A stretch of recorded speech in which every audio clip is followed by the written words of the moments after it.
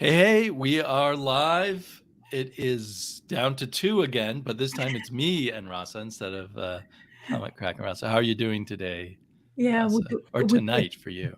Yeah, tonight. I'm celebrating Mother's. Well, you're celebrating Mother's Day, so I'm kind of celebrating Uh-huh. as well. In UK, we had it a month ago, so Oh, really? Okay. yeah. And So my family actually celebrated mostly yesterday. yeah, Um, happy Mother's Day to all of you across the pond, I guess. well, sorry we missed your Mother's Day. Did you Okay. do anything special a month ago? My husband treated me to a bouquet of flowers and Ah, very nice cards, which tear me up a little bit. So that was oh, interesting. that's nice. And your But son's not old enough to do it on yeah, his my own. son, you ask him to hug, he usually does it if he wants. So that's a good thing enough. I get a kiss, but it needs to be asked for it as well. Monsieur Maurice, hello. Or bonjour. We have Dave Collects. Yeah, yeah, yeah. Yeah, yeah. Dave, do you have a channel? I'm trying to remember. I think maybe you do. Monsieur Maurice, I believe, does not have a channel, but is a great commenter. And Yeah. Miss So, also a great commenter. I don't think Afternoon. she has a channel. Yeah. And happy Mother's I Day. need to look into, I feel like I'm subscribed to Dave Collects, but I'm not Mhm. sure. Too many people to subscribe to. But we're glad to have you all here. And well, my one Mother's Day adventure, my new comic book day adventure is a sad tragedy. Oh yeah, Uh, I saw that on Twitter. You were saying something like I a bit. think I typed something on Twitter that somehow never went through. So my explanation of I called Uh-huh. my new comics day a belly flop. Yeah, Uh, exactly. so we had planned to do our Mother's Day brunch on Mhm. Saturday. Yeah. So but my wife and daughter were still asleep. So I said, they were really sleeping in. So I'll go to the comic book store and get some comics Uh-huh. because they had a 50% off sale and everything. Wow. And so I go and it is mobbed.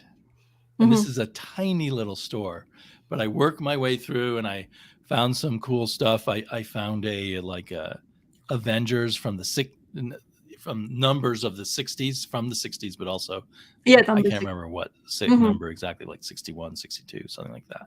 Mm-hmm. And some really cool Bronze Age DC science fiction ones and stuff. Anyway, I had quite a stack. Then I go to get in the line, and it's the line to just pay for comics is enormous, Mm-hmm. and it's not moving, and the clock is ticking, and I have to go for Mother's Day brunch, and the line just did not move.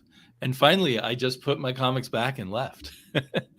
And so I didn't get to buy any comics. And I had a few free comics picked out, which I didn't get to take. Mm-hmm. I guess I should have taken those, but I just put all the comics back. So I don't know if there was anything good for Free Comic Book Day. I'm gonna receive mine hopefully next week. Oh, so your comic book store guy will send you a package of free comics? Oh yeah, the only thing I need Nice. to do is actually buy for postage, but I'm okay with that. Yeah, that's You know, nice. at least I'm gonna get some because some people can't even get that. So he is very kind when he comes. I've been with him for a long time now, I guess. Right. He's like, okay, what do you want? That's kind of thing. So I was like, oh, but he always reminds people he has quite a few whoever posts, and he's very good at that. So I requested some. I picked up, of course, the Teenage Mutant Ninja Turtles one because they came out one with one. I'm curious to see what they're gonna write after that last running adventure. I'm kind of wanted to see maybe they have to tell what kind of like maybe event they're gonna do, and also if I remember, I think there was a Donald Duck one. Uh-huh. I think if I looked at correctly in the website, so I requested that and see if he's gonna send it to me because I want that for my son. Does your son already watches the Mickey Mouse Playhouse, right? Yeah, he Yeah, does. so he knows who all those characters are. Yeah, he likes actually Donald Duck is one of his favorite because he likes the way he speaks. I guess it's funny for Uh-huh. him. Yes, I used to like that as a kid too. Yeah. So Scrooge, he knows all the kids as well. But I mean, I like he doesn't tell you the names or anything. But he's also very kind of like so he's 4 and he likes to see whatever happens bad. So Donald Duck usually gets in Mhm. trouble. So for him, it's hilarious. So he likes Right. that. And I don't remember what ones.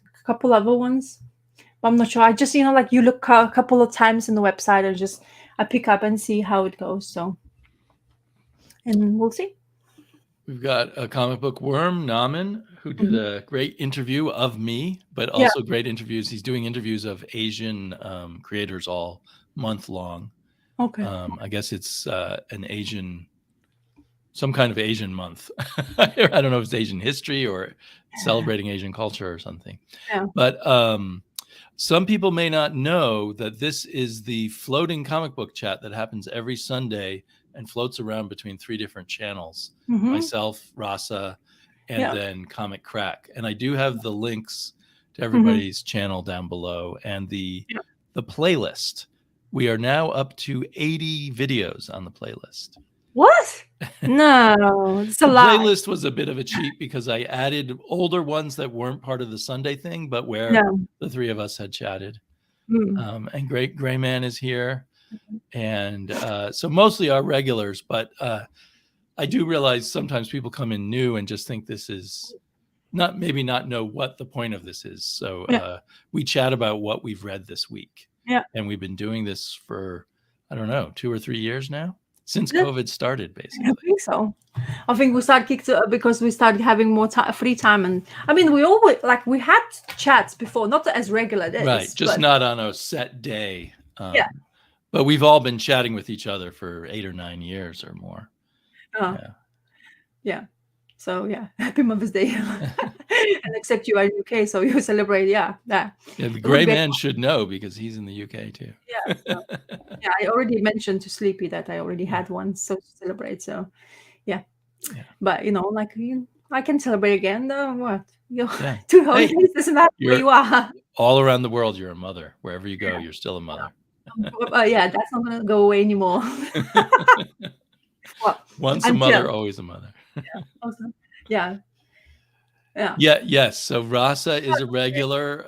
This is a regular thing. So and for a while we had a 4th member, Earl Grey, but he decided there was too much English going on this channel, on this chat. But someday maybe he'll come back.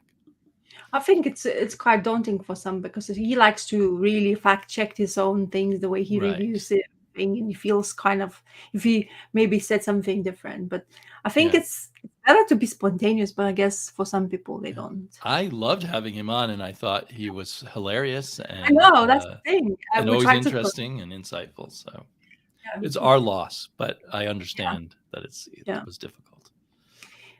Also, it's actually quite understandable when you start to venture into a graphic novels rather than single issues. Because now lately, when I am going into library and picking up my graphic novels, for me to just I can't read the whole the form of the book, for example, just in one go. Because then first, I don't want to push pressure on myself to finish it, and second, I want to first enjoy it while I read. It's the whole point of the comic books for me.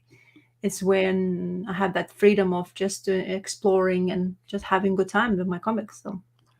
Right. So I guess was that potential anxiety of not having enough to talk about on a given week. Because you it's can easy for me because I read so many single issues, but but I'm happy to have you talk about me personally, whatever you want, whatever little bit you've read or even a book you've just flipped through and haven't read yet. This can still be interesting.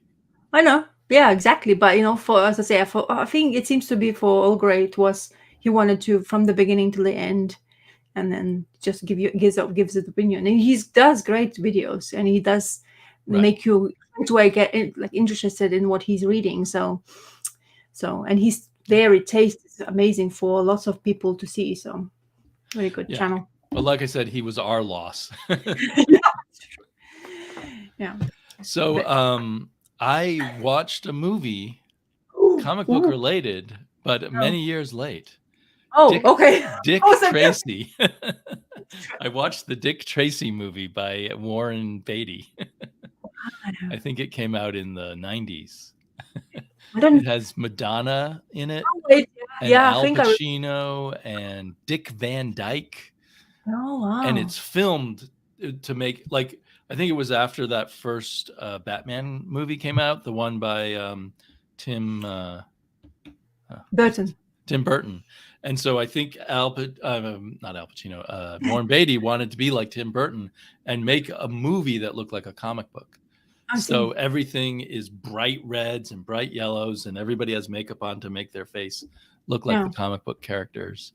I see. And I found it a really fun movie. But that's how up to date I am. I still haven't watched Batman. I haven't watched Doctor Strange for sure. Yeah, that the Doctor Strange thing, I don't know when I'm gonna go or even actually go to cinema. So it's very difficult to see it. Like a lot of people talk about it quite often now, and especially if you're on Twitter. For me, it seems to be Doctor Strange everywhere. I don't know why, but I mean, I know I like the character, but it seems to be Twitter is just filled with Doctor Strange, and a lot of things I have to scroll because they keep on. Sometimes you don't realize we just generalize chat, Yeah. but then they just put something in, and Jesus, I start to scroll backwards and just make sure I don't want to get spoiled. Yeah, Batman '89 is what I was referring to with Tim Burton, which I think inspired the Dick Tracy movie. So I never was a Dick Tracy fan as a kid, but it was interesting to me to see a comic strip turned into a movie in a very literal way. Yeah. Yeah, but you have seen the Batman movie, I think, or not? I didn't finish it, and Oh, still okay. haven't even. That's the problem with having him on TV, I guess. You're a tired mom and you watch. It's 3 hours of concentration after Wow. being with a 4-year-old. So it's kind of like, and especially at the moment, my excuse is I'm doing a lot of things in my garden. And it takes so much effort because I'm kind of trying to do a lot of improvements in that sense.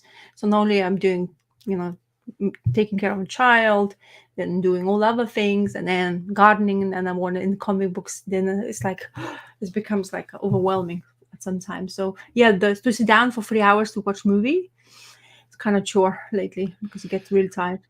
And we're talking about the brand new Batman movie. I have not seen that, The Batman. Yeah. And I want to acknowledge that DaCosta, as usual, does amazing finds, getting a Fantastic Four Kirby out of the bargain bin. Very salute to you. You're still the master of those great finds. Mm-hmm. Those who don't know should look for John DaCosta's channel, which is now just called DaCosta Asterix. Keep on changing the names. I think he just put up a video. He doesn't do them that often anymore, but well worth it when he does. When he has time. Yes. To show us his presence on YouTube. Yeah. So yeah, I finished Moon Knight finally. They finished it up. I'm not going to spoil it, but I enjoyed it. A lot of people were not happy. Interesting ending, I guess. That's why people were pissed off. But I really enjoyed the way Oscar Isaacs portrayed Moon Knight, to be honest. Fantastic character because he swapped those personalities, which is so difficult in actors as well. And not only Oscar Isaacs, but his supporting actress, which I forgot her name because I have not really experienced her or seen her before. It seems to be, but her new ability, wow. John is building a new set. Yeah, he's been wanting to do his garage, isn't it? Is that what the basement? His basement into like a major fancy comic book room. So that'll be cool. I bet he's gonna have this false wall. He's gonna click the button and open up, and there's like almost like sounds of the bats coming out of it, and it's like, and it's like me on Batman. Because he's great. Like he does construction, so for him it should be quite imagination. Of course, he probably has some skills most of us don't. Yeah. For some reason, something made me think about John a week ago or so, and I went and watched some of his first videos again, and the where he started in the bathroom and stuff. Oh, that was hilarious. The weird thing is, my comments were gone. I could swear I commented on some of those videos, and they weren't there anymore. I don't know what that's about. But then I looked at some early Minutia Minute videos too that I knew I'd commented on, and my comments weren't there anymore. So anyway, I don't know what happened. YouTube doesn't like me or something. Maybe you've been too long on YouTube. Did you celebrate your 10 years? So yeah, You must be what, coming up on 10 years in a few months? Yeah, We're so I old. haven't looked, to be honest. I'm kind of like, oof, but it's been a while, which is great. Honestly, I'm really pleased with what I decided to do this long ago, to be honest. Yeah. Persevere to make this It's awkward worked out first well. video. Yeah, and then just had to chat with you guys now. So Say hi to For Love of Comics, another fantastic channel up there with Earl Grey, I would say, in the really amazing channels. There's going to be a Murphy door. I know there's a Murphy bed where it looks like the wall, yeah. and I don't know what a Murphy door would be, huh? Maybe Oh, it lowers it and there's a whole comic book collection or something. wow, that would be amazing, to be honest. What comic do I like? The button is like just comes out. It would be amazing, isn't it? That's a dream of a comic book collector, is to have this, like, you dream of a comic you had in your thingy, and suddenly it opens the drawer and you just like, oh, there you go, I have it. Just this for us. Oh. I didn't think I had done that, but I should go back and look. It doesn't really matter, but like there was one where John was imitating Batman's voice, and I have a distinct memory of writing a comment on that one, and then didn't see it there, and it was weird. But yeah, John had this great sense of humor right from the beginning. That was always fun. So yeah, so neither of us have finished Batman. Maybe I'll actually watch it by the time you finish it. Yeah, don't know. The first time I'm not very, I guess, I completely agree. Replicator would absolutely be a fantastic thing. I would have it like 100 of them in the house, just every corner. Whatever you think of, there you go. That would solve a lot of problems, but that's not gonna happen, people. Anyway, yeah. So, are we talking comics, or do you have watched? Sometimes I'm just responding to comments. Sometimes I feel like Earl Grey has that storage tesseract where he just reaches his arm over. Oh yeah, and suddenly magic has shelf. The book. Yeah, it has this magic shelf. It just. Oh yeah, there you go. You were talking about this one, and he showed it. Yeah. Good design. I fantasize about having one of those, like, Edwardian or Victorian rich person's libraries that's at 2 levels. It's like a big fancy stuffed chairs, and then 2 levels, like with a balcony of bookshelves. I just need a few extra $1 million and I can do that. Okay, yeah, let's talk comics. Do you mind starting off, since you're the guest today? Oh yeah, so I have an honor of this. the honor of going first. Should I start with that? Okay, why not? So as I mentioned with me and the Comic Cracks chat, which was on my channel, so if you want to see it, but anyway, I'll mention it now. But anyway, because I'm follow the links below. Yeah. So I'm gonna go into this world of Nightfall, Batman Nightfall. So I got early 90s Batman, one of the few good 90s books, I think, in the mainstream. Yeah. So my library, I found out a couple of things about my library, mentioning that. So library is very good, and it's amazing what you can find sometimes in those libraries. So library had all 3 volumes of this phone book Batman collected editions. So volume 1, and I finally got hold of all 3 of them. Number 2. And then, of course, the number 3 was already from the last video I was showing. So I got this one at first, like that those ears was reminiscing of things. I wanted really to check it out more, and I realized I've never read it. So this is how it's going to be my May. Because I don't know if I'm going to... Actually, I don't even know if I'm going to finish it in May. Right. Because each of them it's a lot. Each of them contains about 600 pages. Yeah. That's a lot of... do decompressed writing back then. Yeah. So I started, of course, reading the volume 1. And then what this volume 1 has started with, of course, is the origin of the Bane. And how sad his existence started, and I read this first one long ago when I just started collecting comic books. I had to actually remember really looking in comic book shop bins for this comic, because in that time it was still kind of available, but very kind of like people in people's collections all the time, so not always available, especially the prices you wanted to pay for. So I remember when I got a hold of it, but I didn't realize there was a second one, which you kind of need to end up the story. But this is actually goes for this first issue, but then it doesn't go to the second of this edition, like because it's a premium format, Mhm. quite a single comic, but it hasn't yet been shown in the. I guess it hasn't followed the story yet the way they wanted to portray in this collected editions. So you have, it's a one epic storyline back in Legacy. So Vengeance of Bane special number 1, and then goes 491 to 500. Just so many. It's like 659 to 666. Showcase 93 7 to 8, and Batman Shadow of the Bat 1618. So this is only one this volume, which contains all the stuff. Oh, this cover is. Are you finding it intimidating? It's so much. Kind of, but honestly, start reading it. I've thoroughly, I love the art. Oh, So the good. Vengeance of Bane, Graham Nolan and Eduardo Barreto.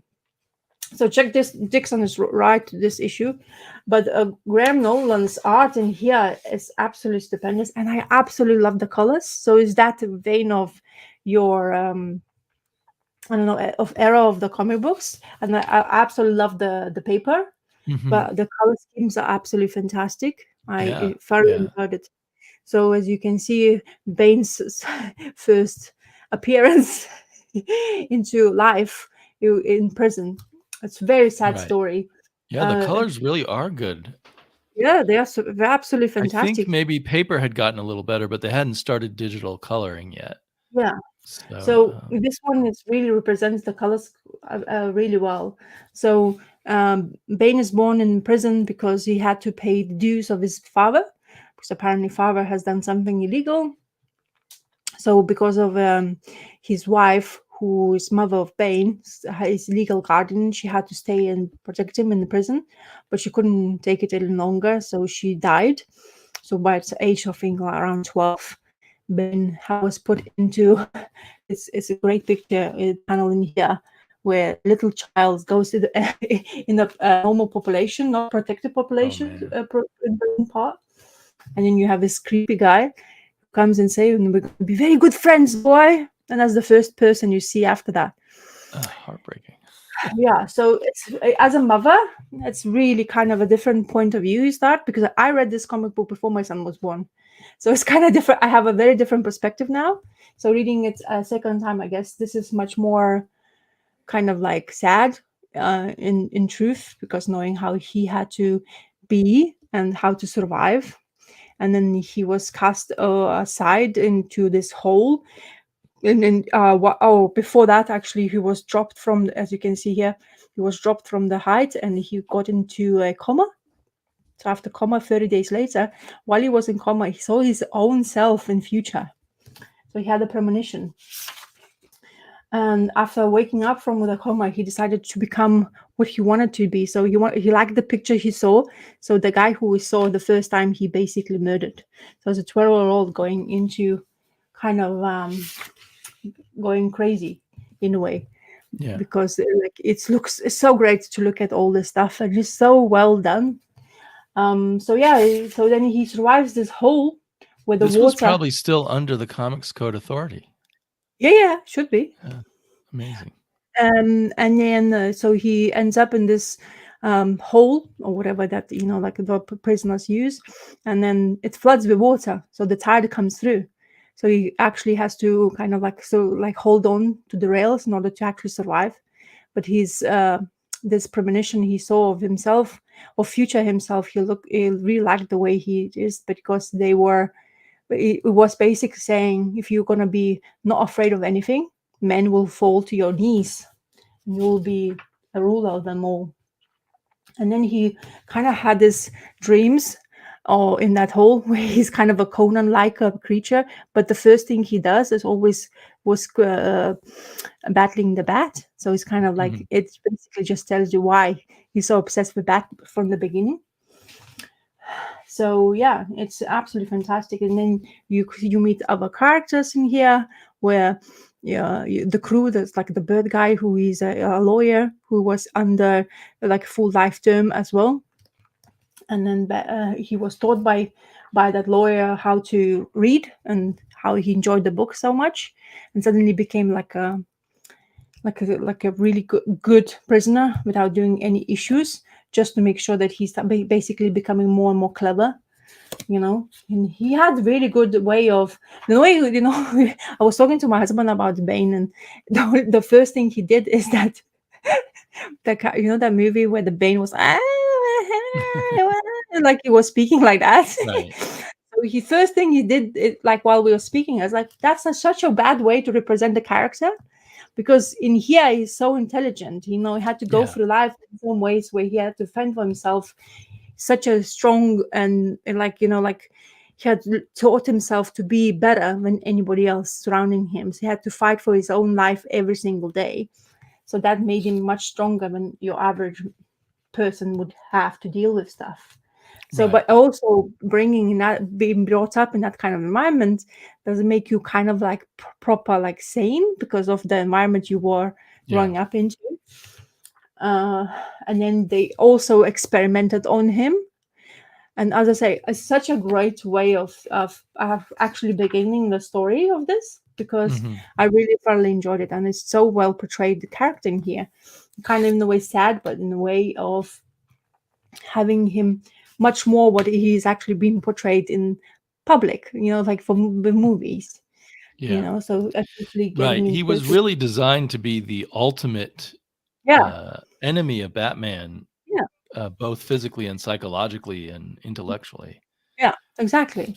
Because the way he is afterwards, so he escapes. He kills the main guy who is, I don't know, general of the prison. So he kills him. Everybody escapes with a helicopter, and they end up in New York and Gotham, because he's completely obsessed with the bat, because he heard the stories from that lawyer of his, a friend, about this creature nobody knows anything about, calling himself Batman. And he's like, okay, I want to go to Gotham because I'm curious. Because in his premonition, knowing that he had to be a, you know, man will be at his floor because of he doesn't have any more fear, he feels like he can, you know, tower everybody else no matter where they are at. So he decides to go to Gotham and do that. So he goes and kills many mobsters after that, because he wants to get to the Batman. Right. And he does. He starts stalking them. And another thing is, Montoya is here introduced, which is nice to have her in here, well portrayed as well, and things. But I just love these colors. This Mhm. color scheme is my favorite in Batman, because I like the Yeah. purples and blacks, kind of how it mixes up. That's It's a one great of way the to show darkness without yeah. making it hard to see. Yeah, exactly. And then he starts stalking Batman, and Batman is kind of knows there's something. He's looking at it, but he is just cleverly escapes him. And his friends is saying like, let's kill him. You know, he's there for taking, and he's like, Bane, nope. I'm gonna make sure I know exactly what he does, what he eats, how he reacts, what his positions, what he's doing before I approach him, and he still does it. So it's very interesting the way they portray it. So this one single issue, 68 pages, so it's quite a reader. Yeah.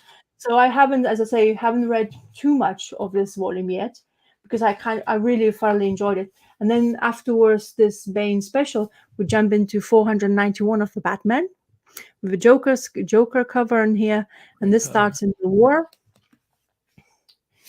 But then it says it's Doc Mensch and Jim Aparo now. Jim Aparo. Okay. Yeah, so very kind of different, even kind of similar color maybe schemes, but the characters are drawn in the same fashion, but quite Mhm. differently, of course, from the other ones. Yeah, I wouldn't expect them Yeah. to be in It's the kind of a game. shock going from one to the other, I would Yeah, think. and then Joker is always been portrayed really nicely. So Bane basically makes uh, a Joker to escape from Arkham Asylum. So he does that. So it includes chaos in it. And of course, Joker being Joker, having some of freedom, starts killing everybody. And he's having that, like, you know, like those conversations where where like he talks to his doctor and says to doctor, his Silas awaits you, like we're gonna have a nice conversation before everything happens. And what Bane does, it doesn't, without actually approaching the Arkham Asylum. So Mhm. it creates chaos, actually not being present, he's just looking from afar. So that's how much he is taking no chances from anybody else. And also you get introduced to Robins and all that stuff. So it's very good. I've absolutely thoroughly entertaining so far to read. And I started reading, but I'm not even tempted to finish. But so 492 would be my next issue of reading. So that's where it seems to be Nightfall banner starts coming, because it says Nightfall #1. Right. Original Okay. story actually where this whole Batman Yeah. volume portrays is going to start from 492 issue.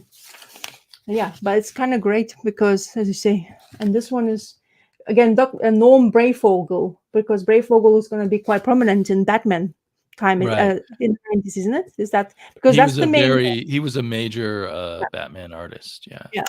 I always forget when his era was. I was kind of surprised to realize, oh, Jim Aparo was still doing Batman, but Yeah.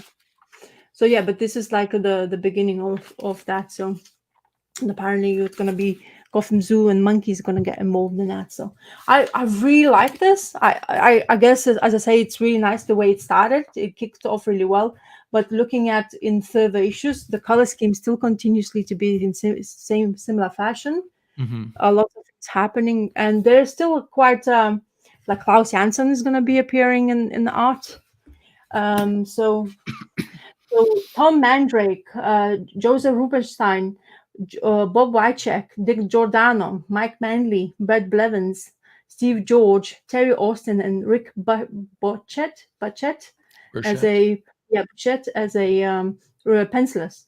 And then you Oh, have Jim Aparo, Norm Brayfogle, Graham Nolan, Jim Balent, Brett Blevins, Klaus Janson, and Mike Manley as the writers. So the funny thing is Kelly Jones, my favorite, yeah, only does covers, I guess, at that period. maybe I'm not sure. I can't tell you because I I always have not. associate him with that Nightfall era because he did a lot of covers, but I Yeah, guess he didn't do the interiors. yeah, yeah, Uh, John says that Brayfogle was the resident cover artist for Shadow of the Bat. yeah. I know you're gonna cover the Shadow of the Bat quite a few Tom stories. Mandrake is one of Grayman's favorites. Yeah, I it's a lot don't of know if I've ever seen Tom Mandrake on Batman, but I read most of those. I didn't read The Origin of Bane, but I read most of those back the first time they came out in trades. I think they came out in trades very quickly back then, the which was famous unusual. Batman breaking his back. So Right. got broken by this, the Bane. Right. So that's the famous part of this where everybody just wanted to get the issues where the, and there were so many covers, and they when they were starting to collect, I remember there were some specific ones which was second printing and the first printing. So one is gatefolded a cover and stuff like that. So interesting stuff when you start getting into comic books and how many things you start to realize you need to understand if you like your comic collecting and reading stuff like that. So yeah, so that will be my Batman craziness, I guess. May Batman Batman May. I'll enjoy your talking about the next issues. Yeah, I honestly reading that Bane thing, it just makes me like, oh yeah, this is exactly what I wanted, kind of thing from Batman stuff, because there's the lore is extensive, and everybody knows that. So when you get into something, you have to be able to kind of get somewhere and then go for it. Don't be afraid, kind of thing. But it's a very, there must be very few people who've read all of Batman. Yeah, maybe. I mean, maybe you could take a slice from the 40s, a slice from the 50s. I don't know if you could read all of it. Maybe some people could. Well, the thing is, with this omnibuses now, they get collected of so many comics, like in those omnibuses, you can actually start to get, like, those Silver Age Batmans and all those Golden Age Batmans. You can have them at your disposal, but do you have enough time to go through that many issues? Like, right. thousands now? We are in thousands of Batman, so And That's a lot even of length. just like if you were to start with Neil Adams' Batman and try to read all from up there, that would be so overwhelming. But it's beautiful to look at, though. Yes. Right. You One of get those. Neil Adams, then Jim Aparo, then all Yeah. kinds of great people. Exactly. Rick Ray says that that Breyfogle is probably a lot of people's definitive Batman artist. I guess I'd heard that, and I kind of have not read a lot of the Breyfogle period. There's a whole bunch of other people for whom Aparo is the definitive artist. Yeah. And I loved, of course, Neil Adams, and I liked Aparo a lot. And then I kind of fell in love with the Kelly Jones Batman, which is not for the gray man. Tommy Nicodemus, is it Tommy or Tommy, is here. Circumstances is here. Tommy has a great channel, and he just did, I think, a Superman covers video. Circumstances has a cool channel. I think he does kind of comics to pick up videos, what's coming up. But he also does a great live show on Lorenzo's channel, Alternate City Comics, I think it's called. Ray's here. Francis O'Reilly. Definitely difficult to decide to read Silver Age Batman. I'd love to, but when do you find the time? Yeah. And Golden Age Batman. I mean, I've only sampled little bits of it. I assume that's all you need to do, but I don't know. Tommy is close. Okay. Okay, so my turn. I'm going to start with something that I have not read all the way through. Oh, wow. Brave soul you are. It's a George Perez book called Sirens, and it came out from Boom, I think about almost 10 years ago, 8 or 9 years ago. A mini series that George wrote, drew, inked, everything himself. And for a while there, Boom, when they would have a star artist take a turn, they would put out this artist edition of a single issue. Yeah. So this is a paperback artist edition of the first issue of Sirens. I never read the entirety of Sirens. I collected them all, but kind of got lost along the way. And I kept meaning to go back to it someday. But my favorite thing from it was this this artist edition. I'd love it if Boom still did these things. I assume they didn't sell that well, which is not what I'm doing anymore. So the interesting thing about this, number of interesting things, is first it has the inked pages without words on them. And I don't understand why they do this. Then the second half is the pencils with the lettering. Oh, wow. Which is very kind of strange decision. Like, because wouldn't the inks be where the lettering is? I mean, if they put the lettering on at the, so I think maybe it's just a choice where they use the computer to add the letters that already exist over these, because they probably didn't hand letter them on the pencils the way they would have in the old days. Yeah, for sure. So you have one version to read. And so the other fascinating thing, and what makes this really interesting if you're a George Perez fan, is at the bottom of every page is extensive notes about what was going through his head. Oh, wow. So he talks about, for instance, on the first 3 pages, he knew there'd been a lot of talk about his bad eyesight and that his eyesight was bad. And so he wanted to do very inky pages to sort of get back in the hang of inking and prove to himself he could do it. And to do a lot of very sort of natural shapes rather than straight lines and rigid kind of inking. And it occurred to me the effect of that in black and white is this almost looks like Richard Corbin pencils, which is surprising because I never in my mind associate George Perez with Corbin. So, and he was 60 when he made this, which is my age. So I guess he was about 68 now when he passed away. And And so it's just really interesting. Like he talks about how he was trying to make it look like Prince Valiant here. And then on another page, he talks about how he was trying to get a EC Comics Wally Wood, Al Williamson look in there. That's great. And this character is modeled after his wife. Mm. And he talks about how he went back later and added more wrinkles to her face. So I think this is the unwrinkled version. He decided he was being ageist. Oh, see. So he decided he wanted to make the characters of different ages. Mhm. And then he also talks about how each one of the sirens is a group of women, Mhm. Women superheroes, sort of, or superpowered people. Mhm. And he talks about how each one he had a model for the face, but he doesn't he doesn't use the models for the full body because he doesn't want to make it too uncomic booky. He Mhm. wants to get the exaggerated postures and exaggerated stances of a comic book, not of real life. But every woman in the comic is based on a model's face, which it never occurred to me that he uses models. Yeah. And interesting that one of them is his wife. I think it's very beautiful in just the inks without colors or Mhm. anything.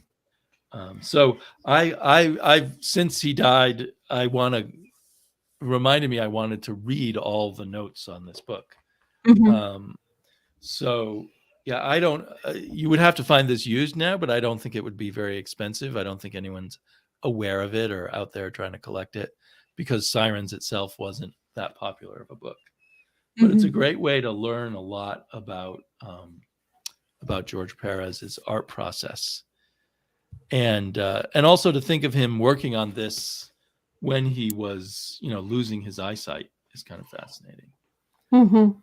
He says somewhere in here, he says that he did take the black line artwork and put it in Photoshop after the fact to clean it up slightly. But that was the first time he ever did that.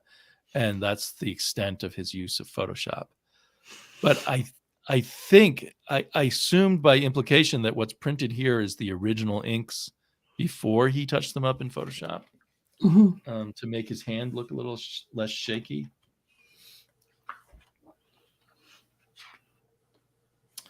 But anyway, it's really great where he talks about how he's thinking about what he set up in the panel and where your eye will go and everything. And it does show you, it's a great way to learn how much a comic book artist is thinking about what they're doing. At least a great comic book artist like him. Mhm.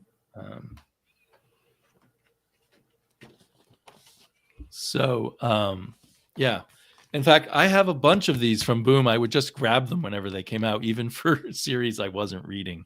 Like there's a Brian Stelfreeze one. I should go back through them, maybe make some videos about them someday. Of course, I'm always talking about videos that I should make.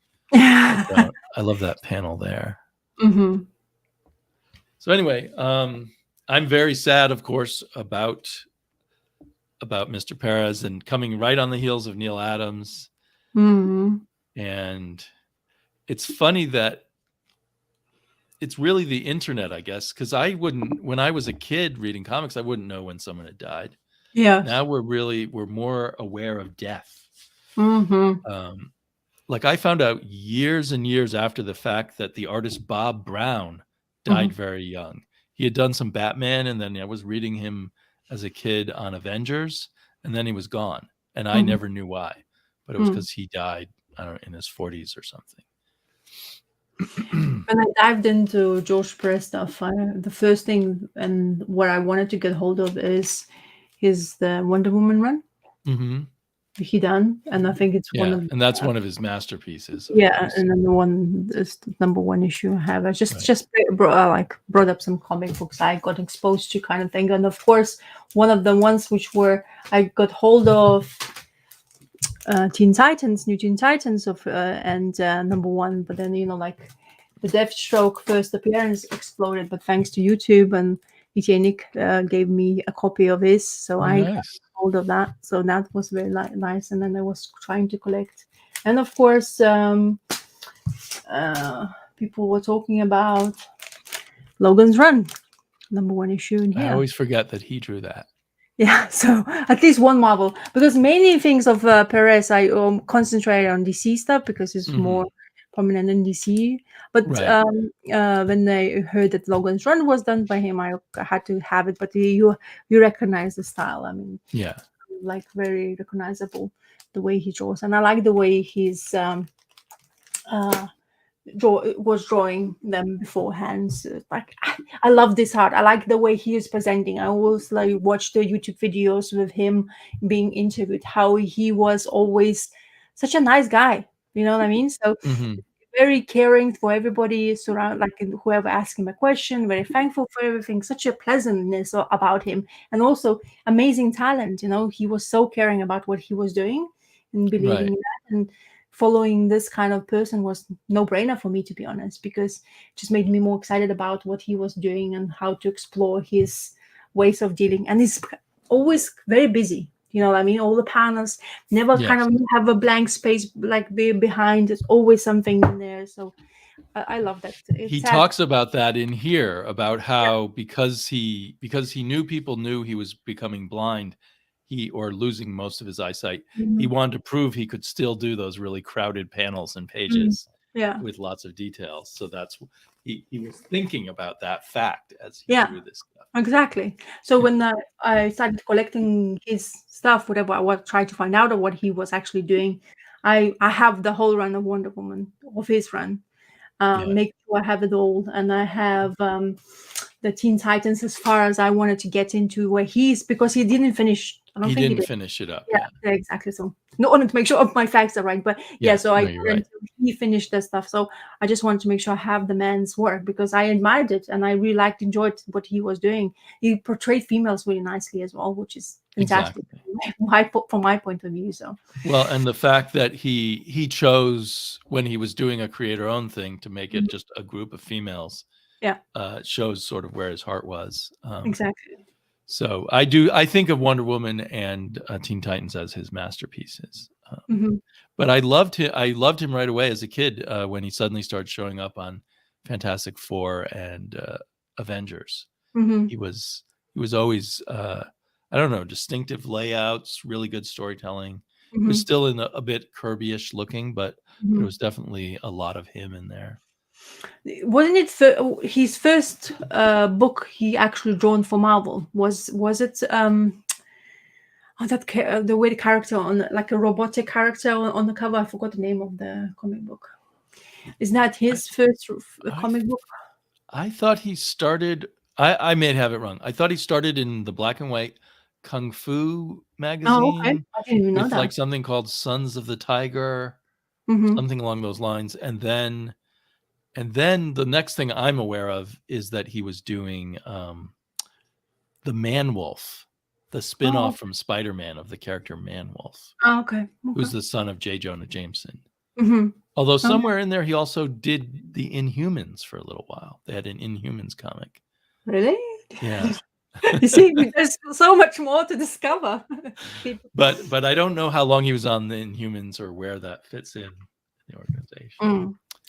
John is picking up Perez Avengers. I think are particularly good. The early run, and of course, then he came back in the early 2000s or late 90s to do the Avengers again. Yeah. Oh, there you go. I think Sons of the Tiger in Deadly Hands of Kung Fu. Yeah. So that's probably his very first work. I think they started a lot of people out as in backups in those black and white magazines back then. George Perez was one of the great artists, but he's also a superb writer. He was a comics great. Yes, I need to give this, because he wrote this himself, I need to give it a second chance. He did a great job on Wonder Woman. I was always sad when he stopped drawing Wonder Woman. Yeah. I think the kind of drawing he did took enormous amounts of time, and probably eventually he would get burnt out and need a rest or something. Yeah, so I was right. The Deathlock is the first appearance. Oh, you're right. So that is like he just did a one-page strip at the back of Deathlock. So I didn't realize you were talking about that. Yeah. Yeah, sorry, I say names escape sometimes. I have I Right. have a picture in my mind, but I don't know how to get the And name out of my brain. he was an assistant of the creator of Deathlock, Rick Buckler. Yeah. So perhaps there was some of his work on those Mm. other Deathlock pages that wasn't credited. Yeah. Yeah. So he did everything at Marvel before he moved to DC. I mean, he really. And I'm more familiar with DC runs than Marvel, because all the stuff where you're talking about Avengers and stuff, because I've never dabbled too much in Avengers. I'm more X-Men person from Marvel point of view. So Right. I never dabbled in that things, although I kind of wanted to, but like you get so distracted with some variety of things and stuff, though. So much to discover still, it seems to be. So Yeah, I procrastinated on trying to meet George in person, and I met Neil Adams once in person, and I had many other opportunities to approach him, and I didn't, and I wish I had. So, yeah, take your chances while you can, because you never know. Yeah. Well, that's sad, and we just keep piling sadness on sadness with Neil Adams. Do you have another comic you want to talk about? Yeah, go on. So I'm gonna go into. I am going into. So the last week's video, I was talking to Terrence. There was a reprint of Spider-Man Green Goblin, the Hobgoblin's appearance, which I absolutely thoroughly enjoyed it, because those artists was great, but the panels was amazing. His first appearance? Yes. Was that JR or JR? Yes. John Romita JR, both of them. So JR, Junior and Senior was doing that. So there was a reprint from previous weeks. They came out with that facsimile edition. So I got it because why not? It's facsimile. So you can have it. You can toss it around if you want, kind of thing, and just read it and enjoy it. So I really probably enjoyed it. So I thought, I want more Spider-Man. But this time, this is not a reprint. It's actually an original one. So I'm going to be very careful, because if you haven't guys seen my last video, I did drop my comic book on the floor by mistake while showing to you guys. So the comic book I'm talking about is 252 of Amazing Spider-Man. Ooh. Yeah, you don't want to drop that one on the floor, I guess. Yeah, it seems to be heating up apparently as well. Yeah, the whole black costume thing is heated up, I think. Oh, I see. I didn't. Well, here you go. So I have this just because when I was collecting, kind of I have first appearance of the Venom. This came through in this, but then there was always a talk: is this his first, the costume first appearance, or is it in Secret Wars? Because Secret Wars action was before this comic book storyline, so maybe there's a misunderstanding on that sense. But anyway, so this one is let me find Roger Stern and Tom DeFalco. Script and plots, Ron Friend's pencil breakdowns, Brett Breeding is finished art. So very complicated. Right. Yeah. So I'm a Ron Friends fan. He's always good for me.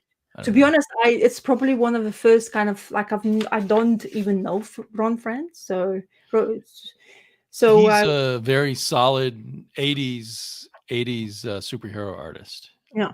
So it starts, where are they? Still no word of missing heroes in the front page on Daily Bugle. And there's this conversation between Jana Jonathan and the director. What is that guy's? What is her name? Robbie Robertson. Yes, the apparently he's in charge now of Daily Bugle in this era. And one thing what surprises me, so I never know, your Spider-Man is in the costume, he's always looked like a teenager, but to my surprise, he is not looking very teenager in here, which I should show you to you now. So anyway, so years are gone. So Marvel Secret Wars happened event, which apparently all the superheroes has disappeared out of Earth, and there's this biggest coverage on Daily Bugle saying heroes are gone, where are they, what's happening, nobody aware of. And then suddenly we see this thing appears out of nowhere, where the door opens up and our friendly Spider-Man, who is in black costume, appears jumping out of it, and everybody gets shocked. So Homecoming. Yeah. So, and he's like, "Oh, we back home finally. It worked." So they surprised. They were extremely happy to be back, and that's the lizard guy. Oh, right. Connors, Dr. Honest, I Connors. don't know why he was part of it because honestly, I haven't read the Secret War, Marvel Secret Yeah, War I don't know event. if I ever read the whole series. I may have just read Yeah, random issues. yeah, I read random issues as well. Anyway, so even so happy Spider-Man even kisses the police guy from happiness, and because he's in the black costume, nobody's like, "Who are you? You look so menacing," kind of things. Like everybody's extremely surprised in this issue, and then of course again the light comes out, and all our missing heroes reappears. So Thor, Iron Man, all our Right. your original Avengers are here. So what the Spider-Man does, which is it's 252, John. Amazing Spider-Man. Apparently, first appearance. And Ron Friends was the artist, John. Yeah, Ron Friends is an artist. So yeah, so everybody appears, and then Spider-Man decides to just hop away and leave because he wants to take the professor back to home to his family. Yeah, and yeah, it was kind of fantastic to look at. Like, oh yeah, I left this my clothes on on this random tree. He's going They're to still look there. for, and a squirrel apparently or a bird took his clothes and made a nest out of it. So he's like, oh damn, I don't have any clothes. So he's basically really unfamiliar with this costume as well, as you know, black costume. So he takes him to family, having like really like a nice moment with the panel where embracing the whole family and saying, "Are you okay?" You know, because and he's reassuring his family, "No, don't worry, I'm not that horrible lizard. I'm just back." And nobody can tell, and they can't tell what happened because, of course, hush hush. Nobody needs to know what happened because you were in a completely different universe. So there, the surprise of the thing for me for this issue. Always think the teenager, all that. Look at that beard and look at how old Spidey is. Well, I think he might have been in graduate school by then, or maybe Well, even it looks more past. than a graduate school in here, maybe. Maybe he's out of graduate school. Anyway, so he comes back to his. Apparently, he has his own apartment in here. So I don't know what's happened really in the universe. I'm just randomly have some Spider-Man Yeah. issues, which I tend to kind of like. Okay, their first appearances because I was curious why there's the first appearances of the black costume. So, and I actually have not finished. I've not fully read this issue because for me, when I went reading it again or flipped through it, I thought I can't remember. So I started reading the whole issue from the beginning. So anyway, he gets and also which another part of Spider-Man's history. I'm not aware that his girlfriend in that time was Black Cat. Uh-huh. Yeah, and Forgot about that too. yeah, and then the Kingpin was the one who's into some of the drugs in her system to give her more abilities. I I didn't always know that either. Yeah, and I also always wanted to have her first appearance, but when I decided to actually start looking for it, it shot up to a craziness because I kind of was doing having all female kind of like first appearances I wanted to have, but of course, sometimes the budget or the times was of an essence, and I couldn't get hold of that because I think she was appearing in some Spider-Man movie, I guess, or something was rumored to be at. So yeah, so Spidey gets to basically start reminiscing about the things what happened in that Secret Wars, and he's getting these pictures because he decides that he needs to get paid. He hasn't been on Earth for a while, and of course, as always, even though he's living in this luscious apartment of his, apparently money is not is always as tight as has been before. So, and he's like, "Oh yeah, I could sell this for a little fortune, but damn, I'm still a Spider-Man. I can't do it, I can't sell it. So I have to be a little bit kind of like careful to what my wishes are." And then he goes, he can't sleep, and then decides to, I can't sleep. And this costume is just like a lizard comes into him and just like engulfs him in the Right. costume, and he's like, "Oh my god, this is weird." So he's like keep on saying to himself, "I need to talk to Reed Richards because he's the one who suggested me to go and find out about this costume and what's actual happening to me, because any wish he has, the costume just does it, like opens the gap in the costume way. He takes his wallet, I don't know where it disappears, but wallet, camera, all stuff, like can be in there, part of this things anyway. And one of my favorite comic book scenes always is those acrobatic scenes where Yes. comic artists are able to do. One of the joys for me, because I absolutely love this. Yeah, I It's love that stuff too. yeah, so Daredevil had quite a lot of it. I guess that's why Daredevil is one of the things I enjoy looking at as well. But in here, so because of Spider-Man's different costume, everybody just gets startled by seeing him, and they're thinking that he's this menacing figure, some weirdo who's just approaching them. And he decides to approach his two kids who are apparently having a feud about the concert we didn't have tickets to, so they start to bicker to each other. And Spider-Man decides to teach him a lesson. So what he does, he swings them away. He takes them both, like, okay, we're gonna go away. It's like, and they get really scared.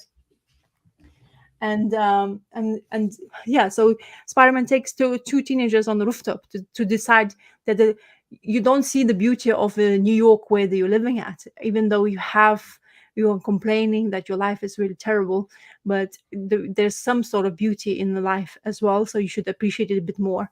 And the way what happened was the kids were like, "You're a bit weird, but thank you for trying."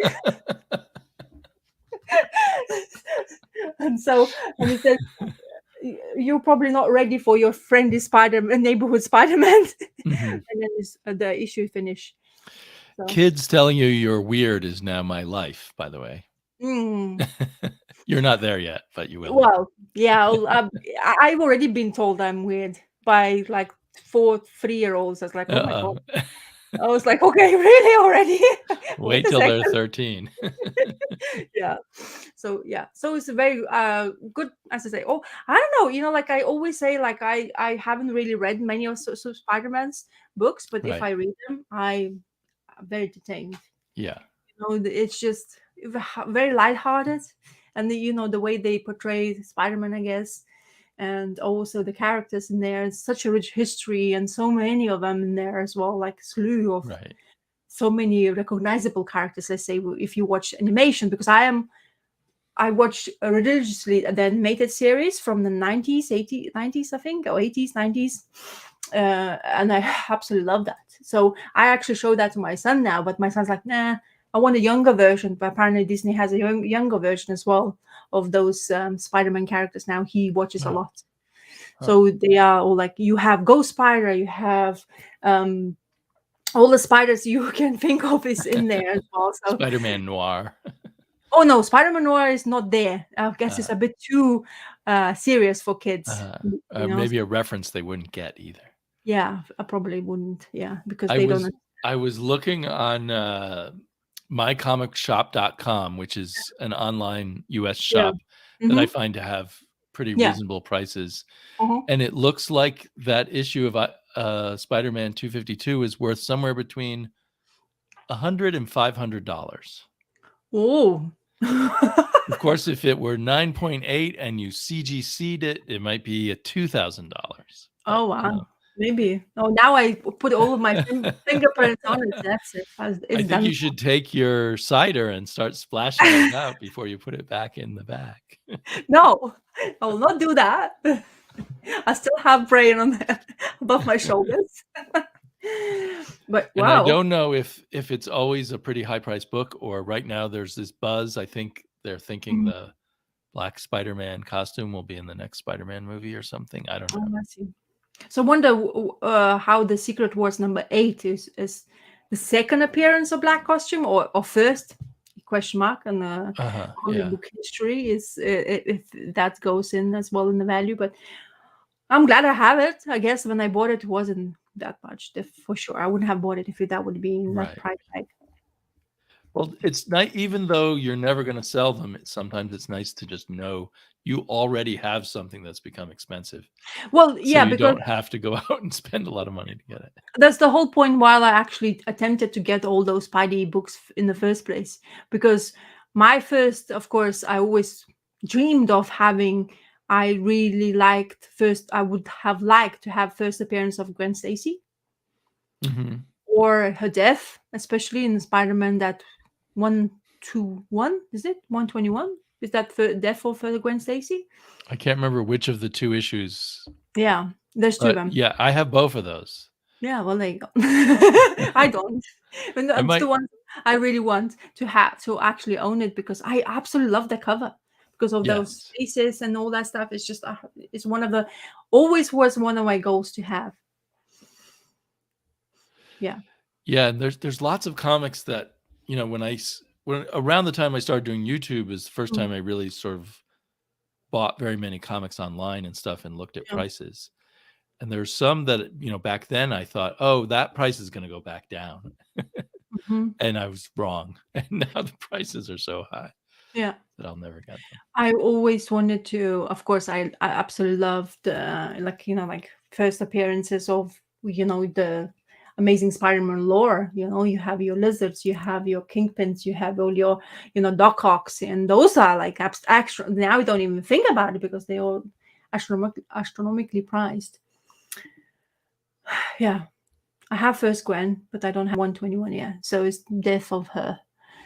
Yeah, Lucifer. I always been on the lookout for sure for that 121 because kind of the momentous scene of her dying, especially Spider-Man has to make a choice: save kids in the bus or the girl.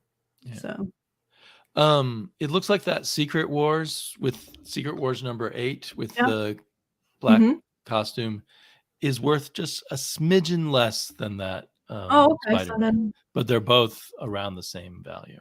hello, Mark. Judging from what my glancing here at. Mm-hmm. Okay. I'm not good at really doing No, a deep dive on values, but the Green Man mentioned as well that there's a 3 first appearances of black costume. So whoosh. So which one the third one is? hello Mars. DaCosta doesn't have 121. Oh, I'm surprised. Yeah, me too. 3 appearances. What's the other one of the 3, huh? Mm.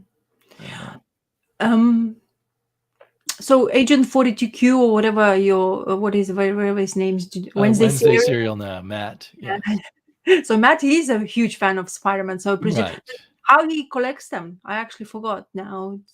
Does he collect them because he lots of have like graphic novels a lot? He used to want everything in graphic novels, and now he's switched and he's buying everything in floppies that he can. Oh, okay. So he's had a change of heart. Since and he's spending a lot of money on back issues. I think maybe like me, COVID has turned him into a spendaholic on comics. Yeah. Wow. Yeah. Okay, let me do a share screen thing here.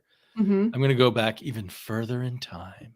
Oh, wow. Are we going to what, 1800s? No, 1970 instead of 1984 or whenever that was. Yes. Yeah, 1984. Yeah, it was 1984. So I had done a video with a lot of Neil Adams covers where I just showed a lot of Neil Adams covers from my collection. Yeah. And I thought I had read this one before, Mm-hmm. but then looking through it, I realized, no, I had read a Lois Lane issue Mm-hmm. where Lois almost marries a guy who looks like the devil. Yeah, I remember you talking about it. So I had not read this one before where it looks like Superman and Lois are in hell and Superman needs to save her. Oh, wow.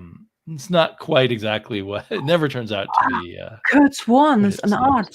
This is one of the, I like Kurt Swan, and this is one of the more beautiful Kurt Swan issues I've encountered. It's called Planet of the Angels. And it's the stories by Denny O'Neil. And I wonder if Kurt Swan enjoyed working with Denny O'Neil and that inspired him to put more into it. I like Denny O'Neil. Yeah, I do too. Although, I mean, he did so much, not everything. Sometimes you'll find comics by him that are completely meh. But he has done a lot of great stuff too. There's quite a few varieties, sometimes have some moments, especially if they're doing so many of them. Right. He did a lot of comics, especially at DC. Yeah. What work did you do in Marvel then? Do you know? Do you have it like on top of your head? Like, Well, he took over on Daredevil after Frank Miller left. No. Oh wait, yes, I remember that. I remember somebody. Yeah. Okay. And Yeah. that probably did not help his reputation, I think. No, it's a horrible decision to make, to be honest. And he was Frank Miller's editor, so he probably thought he could continue the Frank Miller feel, but it just wasn't a good fit for him. And he was the editor on that whole Breaking of the Bat Nightfall thing. Yes. Yeah. So Yeah, he moved on to more being an important editor than an important writer. Mm-hmm. But anyway, Yeah. Sorry. in this one is fun because it starts off with Superman and Batman catching up with a bunch of thieves that they've been tracking for a whole week. Wow. And in modern comics, Superman and Batman would capture, In 50 seconds. different sets of thieves in a week. But, Yeah. and then Superman's like, "Hey, buddy, we've solved the case at last. Let's go have some coffee and sit around and chat." Yeah. And Batman says, "No, I'm way too tired for that. I'm going to go home and sleep." And then it's like poor Superman is the only person in the world who doesn't sleep. Oh, And he gets wow. lonely and bored at night when he has nothing to do.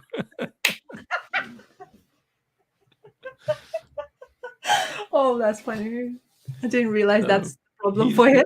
I never heard before that he didn't sleep, although it kind of makes sense, I guess. They never talk about whether he sleeps or not. Yeah. Maybe Denny O'Neil just made that up to Maybe. give him kind of a little poignancy. So he's lonely, he doesn't have anything else to do. I guess I'll go to my Fortress of Solitude and work on this experiment that I've been working on and off to see if my brain waves are different than human brain waves, because it might be important to know if I ever want to have children.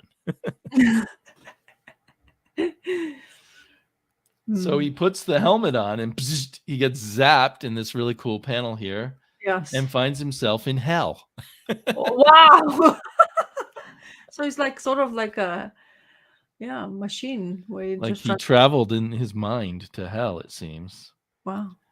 And some demons attack him, but he easily defeats them. He has, even though at first I thought all this was in his mind. I'm like, oh, he has his superpowers in his mind. He can defeat devils.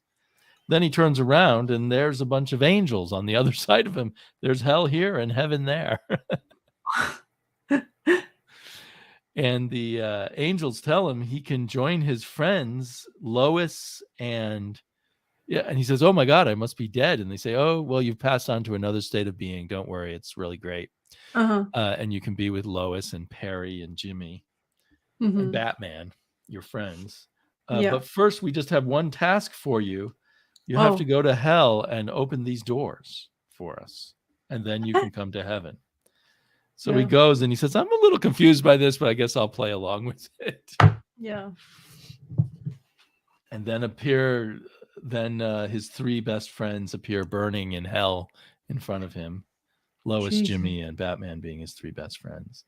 And for some reason that makes him, I love this picture of him there, by the way. Yeah. Makes him decide not to break the doors right away. So instead he drills through the ground and comes up the other side and fights the devils again, who are really easy to fight and say, well, we know you're going to beat us, but we're going to fight you anyway because that's our code of honor. And he starts talking to them and,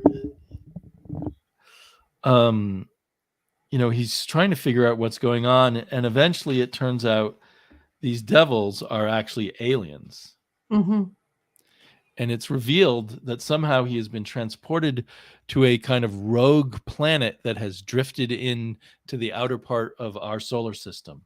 And the angels and the devils are two different sets of aliens. Yeah. And the angels are actually criminals, and the ones that look like the devils are outer space policemen trying to capture these criminals. So Superman changes sides and fights the angels, and he's defeating them. But then one of the angels leaves and says, "I'm going to destroy Earth." And then it's revealed this whole thing where he's going through this thing that's not in his mind.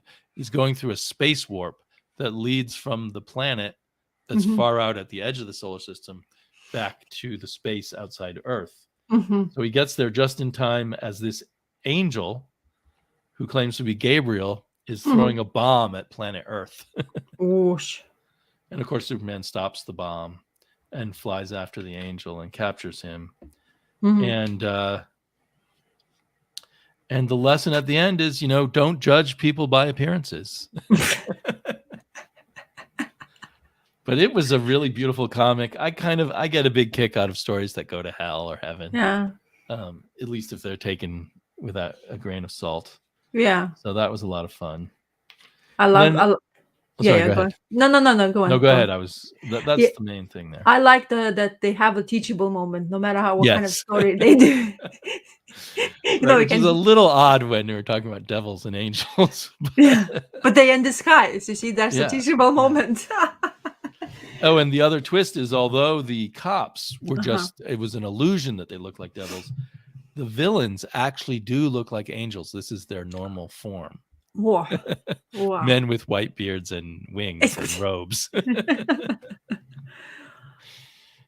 And then there's a backup story about Krypton, which is also by Denny O'Neil and drawn by Dick Giordano. And it's basically a environmental parable about what was it about?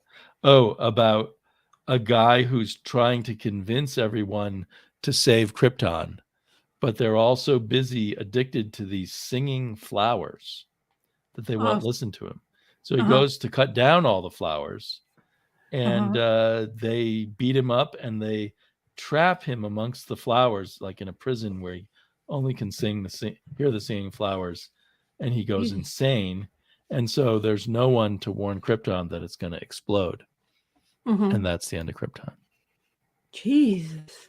And so at the end, Black Canary, who was saying, what can we do about pollution, this polluting factory? Now she decides, I'm going to go stop them from polluting. So that's why there's no pollution anymore, because Black Canary stopped it. I like the way she's drawn there, though, with the Green Arrow. Yeah, and it's back when she and Green Arrow were in a tight relationship. And they're just having a picnic. Superman, Green Arrow, Black Canary. With a classic picnic basket and everything, but with a polluting factory in the background. And of course, they all wear their costumes. That's a really great spot to have a picnic. Eh? We talk about pollution and sit in front of the problem. Right. It's convenient. Yeah, just to make sure we don't forget why we came here to have this beautiful picnic. Yeah. So anyway, that was a lot of fun. If Comic Crack were here, we'd be talking about underground comics and bizarre indie comics, and instead we're talking about Superman and Spider-Man. Yeah, but I do like my heroes. That's the thing. That's they're good. Yeah, exactly. That's what I'm enjoying. And talking about, I'm going to talk about a Avengers. So I just randomly pulled this comic book. I you didn't really realize I actually even owned it. Like sometimes you start to pull some boxes and you're like, oh, did I have that? Oh, apparently I did. So all those Daredevil conversations is one of the sad point of the creators to come after somebody who has renowned for the series as well. So talking about the Denny O'Neil run, it wasn't that bad, but how do you follow? Exactly. Yeah. It looked bad in comparison because I was reading it in real time. I remember, Daredevil's not as exciting as it was a few months ago. But I should go back and reread it someday. Yeah. My Felix the Cat shirt. Lovely. Love it. Good design. Fantastic. Okay. So you have an Avengers. But they're not real typical Avengers. They're Dark Avengers. Dark Avengers. So this is a Bendis run, I guess. So Dark Reign has fallen upon. So once again, something after the event. I guess this is how the things I've been reading. So the event happened and things happen Shield disappeared out because Skrull War. So this is where after Skrull War. So Skrulls got invaded, because Shield hasn't spotted them on time. They got dismantled, And to my surprise, because I wasn't aware of that, Norman Osborn is in charge of Avengers now. So Bendis and Diodado and Bredo is in charge of this creation. And okay, so Mike Diodado is drawing, but I don't know if you can spot the way what I spotted as well, but his Norman Osborn is looking like Tommy Lee Jones. Oh, you're right. Absolutely. Like I'm gonna. He was doing that back then, because I'm reading comics by him right now where he's using that famous actor's face. Yeah. So I'll show you some of the angles he's been choosing when Norman Osborn is talking, like this. Like, look at that. Come on, a splitting image of Tommy Lee Jones. Like a portrait. Yeah. So anyway, so I just like, what is it? It's not like me and names. I was like, I had to actually Google what's the name of the person I'm looking at, because I couldn't just forget. Anyway, so what's her name? Morgana Le Fay, which I'm not aware of much of the character.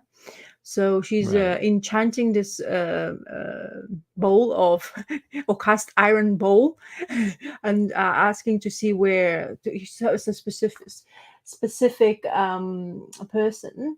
So he wants to see Norman Osborn, because they're suspecting him to being a foul mouth, because apparently Norman Osborn was Tommy Lee Jones, Grey Man.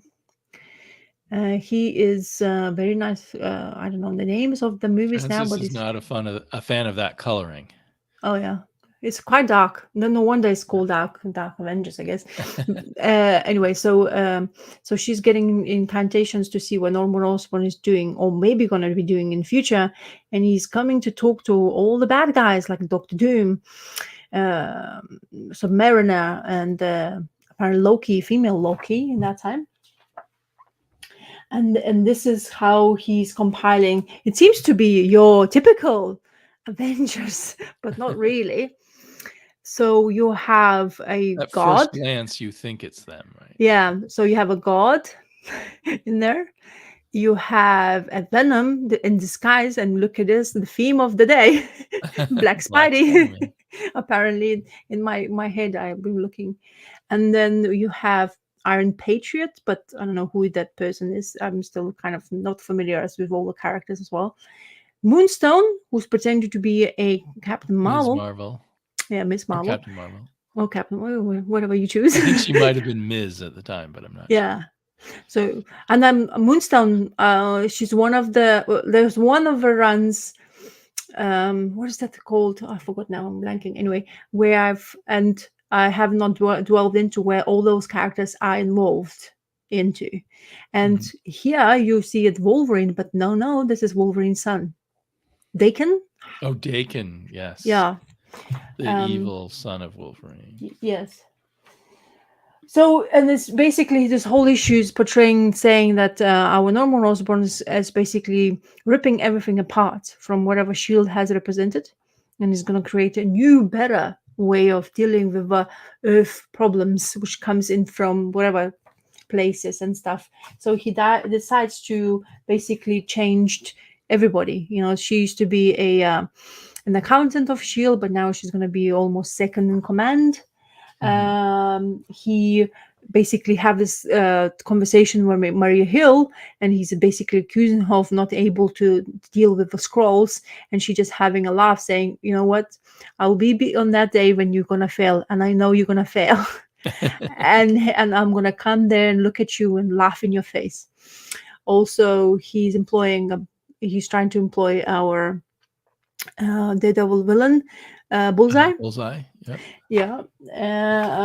So all the cream of the crop, apparently. So he goes into. So apparently, in this whatever happened. So Tony, he's a very rich guy. Yes, our Iron Man. So apparently, but because of his riches, he kind of forgot that he's been using every single S.H.I.E.L.D.'s money to build the Avengers Tower in New York. Typical rich man, right? Uses the public money. Yeah, exactly. And he also has been using all the funds to create and support the Avengers. So now, because they got dismantled, everything is taken away from him, the Vengeance Towers becomes his. Well, because he's in charge of everybody. So he goes an original Miss Marvel, which did that interesting costume, which I'm not very familiarized in that era of Marvels as well, because she is a soldier supposed to be she's supposed to just take the orders from whoever's in charge, yes. But she comes in there to have this conversation and say, I'm not doing this. I'm not going to be part of this shamble. And he says, but you don't have a choice because you are a soldier. But then she leaves. So what they're trying to do is arrest it. So in order to arrest her, he takes a god with him to basically, I guess, to arrest her. And you need a god, which is true because she has a great power.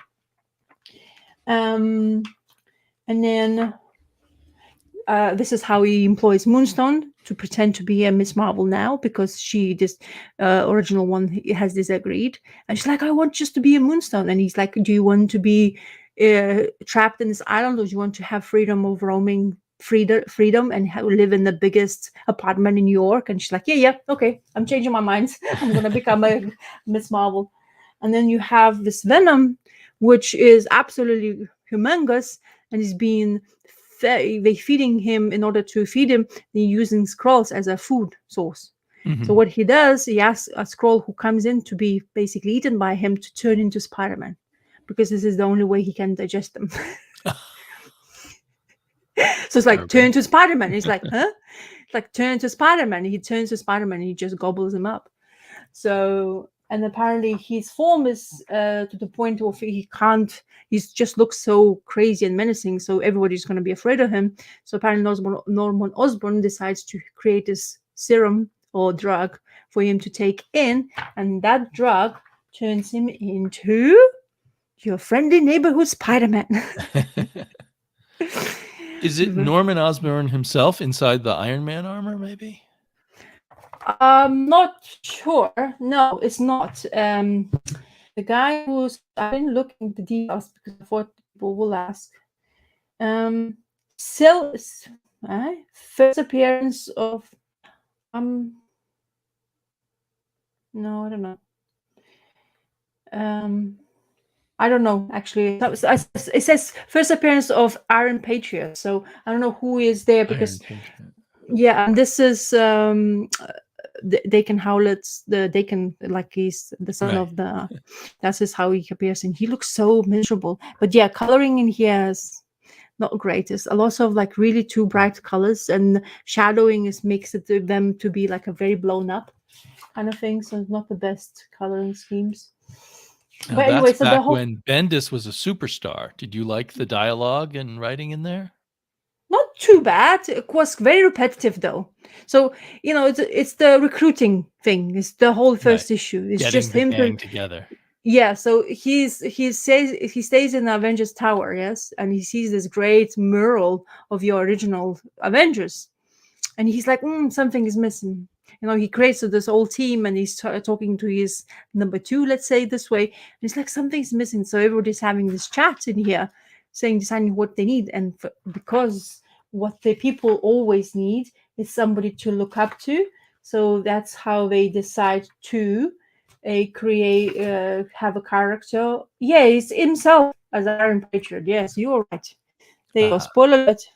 I think I read that. I think I read that way back when, and I had this faint memory that he was in. There you go. You were right. I was thinking. I was like, no, because I the panel. So I kind of did like somehow my brain escaped that 2 of them were that, because it looks like he's putting back on things, and he's just without a thingy. So it's just the. So that was a confusing panel there. Yeah. So yeah, he's gonna be a face of Avengers, Iron Patriot. And this is an ad for Daredevil, The Return of the King storyline by Drew Baker and David Haha.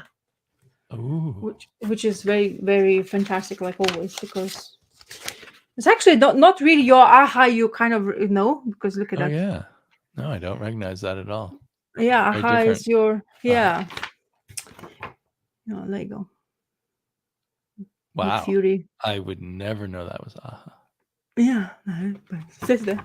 But Edward Baker, which another thing I need to kind of read and get too familiar with myself more of Edward Baker's run of Daredevil and stuff. So yeah, so that's what random Avengers, Dark Avengers comic I've apparently found in my connection. So I just read it because I Yeah, enjoy it. Francis O'Reilly makes a good. I don't understand why thought bubbles went away. I mean, Mm-hmm. I like them, Mm-hmm. but they're just gone. Good night for the love of comics. Enjoy your sleep. Thank you for joining us as long as you could have. It's Yes. very late your time. Yes. But we would love to have you back on the show someday when you're feeling fortified. Mm-hmm. Like to see his Bone collections. Jesus, how many editions does he have? Oh yeah, Bone. Yeah. Sorry, that didn't sound weird. Well, Yeah. it's unavoidable with that series to make Bone jokes. Yeah. So this is an old comment from Francis, but I really liked it. I always wear my superhero costume to a picnic. Oh, lovely, nice. I wonder what's your favorite place. Is it the factory as well in the foreground? Probably always picnic with a factory behind you. Yeah. The bigger the smokestacks, the better. Yeah. You can't feel self-conscious. You can get rid of. I'm not showing anything. My big screen, the screen of me being in the. Oh, sorry. Sometimes I forget. I'm just talking. I still see myself on the screen. I mean, I finished kind of thing. So come on.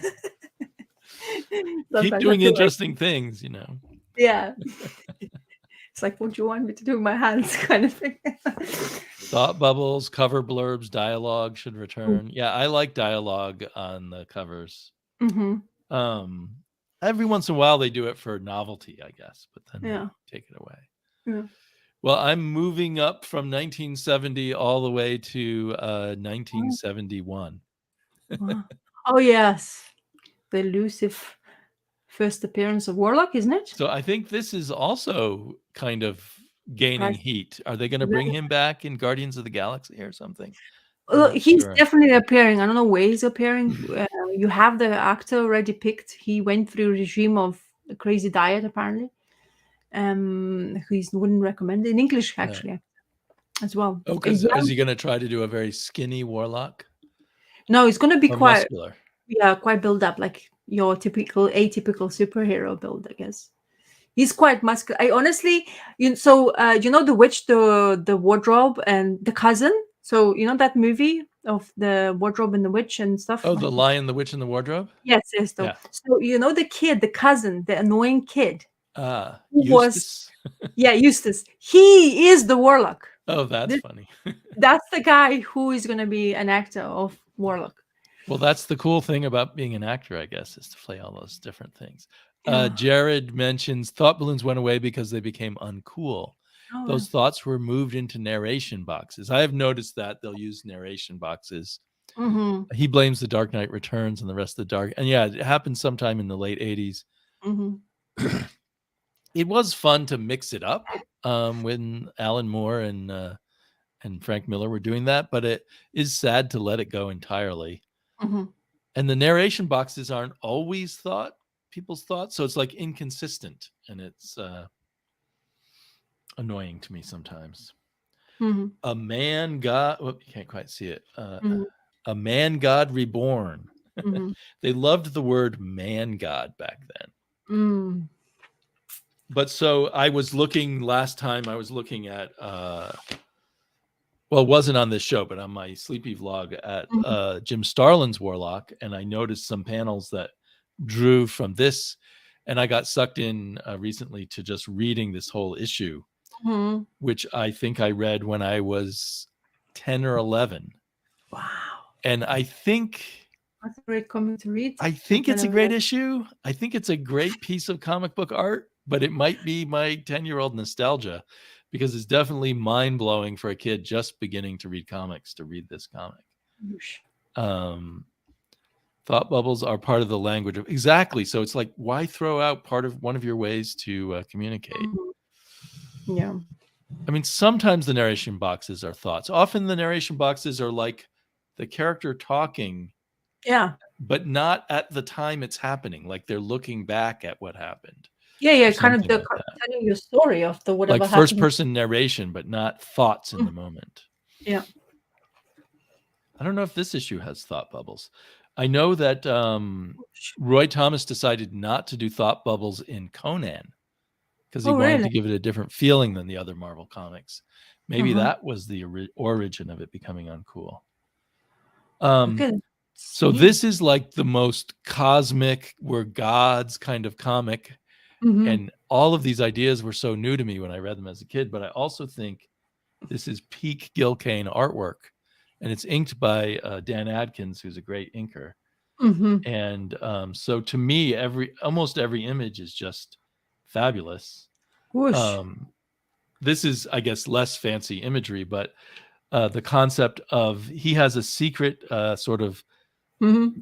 laboratory complex inside an asteroid that he can make float around in space and go Exactly. wherever he wants. Mm-hmm. And so he's been wandering the galaxy, and now he's coming back to Earth to try to right the wrongs of his past mistakes. This is the high evolutionary, Mm-hmm. who was once human but is not anymore. Yeah. There wasn't enough room for thought bubbles in Roy Thomas Conan comics. The pages were already 66% text. Yes, Roy Thomas liked to go on and on in his Yeah. Boxes. But so the high evolutionary had already turned animals into human-like creatures, and then they turned on him. Mm-hmm. And so a lot of this is retelling stories from other Marvel comics. Oh. Which might sound like a bad thing, but as rereading it, I found it like a wonderful condensation of some Mm-hmm. of the most cosmic sort of parts of Lee and Kirby, Thor and Hulk Mm-hmm. and other things like that. So this is a picture in the flashback right here. I love this picture here Very of much. him about to experiment on himself. He Oh, was wow. going to use this machine on Bruce Banner, Mm-hmm. but there's an emergency now, so he uses it on himself, and it turns him into this godlike being. And that's when he goes off into the cosmos. But now he's come back, and he's being a little bit closer to his humanity again inside his armor. There's Mm-hmm. his one remaining loyal servant, is this ram that was turned into a human-like ram. And he finds the caterpillar's what do you call it, cocoon floating in space, which has Warlock inside of it. Yeah. Who was not called Warlock, he was just called him. Uh-huh. And they have conversations with Warlock still inside his cocoon, but taking over those view screens, and have a philosophical conversation about godhood and humanity and the disappointments of humans. Yeah. And also reiterating the history of him in the Marvel universe, fighting Thor, fighting the Hulk. Oh, what a Gil Kane masterpiece is this one. Yeah, it's just incredible Gil Kane art. This makes me realize why I loved Gil Kane from the beginning, because this was my first Gil Kane, other than maybe some covers he had drawn. That's a good way to join. It's kind of sad he didn't do more comics at this period because he was so busy doing covers. Mm-hmm. And here's they're talking about how humanity is just all war after war after war. Humans never learn from their mistakes, and they just keep doing things over again, as we're experiencing right now. Yeah. Jared has a comment here. What's they're thought balloons? They're thought balloons and not thought bubbles. You make letterers grit their teeth when you say bubbles. It's another sign of disrespect to letterers. Sorry, letterers. Us being human. I don't even know when I'm saying balloons or bubbles, but they look like balloons to me. In our interpretation. But they also look like bubbles. I'm not seeing any thought bubbles here, actually. So it may all be Roy Thomas's fault. Because Roy Thomas is the writer on this. I don't know if I said that. Yeah, he's not being as wordy here as he is on Conan. I think on Conan, because it came from novels and short stories, he felt like he had to give it the feeling of prose. In the UK, they're known as balloons, both speech and thought. Mm-hmm. Yeah. I don't know. I'm gonna continue to insult letterers by accident. So he's explaining to Warlock his new plan. He's got this little piece of Earth, and he's going to supercharge that piece of Earth on the opposite side of the sun from Earth Mm-hmm. and create counter Earth. Oh. And he uses his godlike powers to do something to the rock so that it starts accreting other space debris to Mm-hmm. build a new planet, which I was impressed by because I've just been studying the creation of planets and suns with my daughter, and they work by accretion. Yeah. The planets were a bunch of little rocks that all started sticking together because of gravity, and Mm-hmm. eventually heat up and then fuse. And he's got all that in here. Mm-hmm. Oh, I love this picture of him Oh. hard at work creating. So he is literally a god creating a planet on here. Do you think original pages still exist? Somebody actually owns this? I hope so. It would be sad if this were amongst the art that got trashed. Oh wow. I would Now, love that. sadly, Gil Kane was the person who stole other people's original art to sell. Yeah. So that fact for sure. And it's really hard for me to swallow. I mean, I believe it because there's many sources. Yeah. And on Jared's channels, either Jared or one of his coworkers who used to work in the original art section said that Gil Kane also made fake vouchers so he could get paid more for more pages than he did. Mm-hmm. And then they found out and he became persona non grata at Marvel. But anyway, that was probably years after this was done. Yeah. Either way, he was a brilliant artist. Mm-hmm.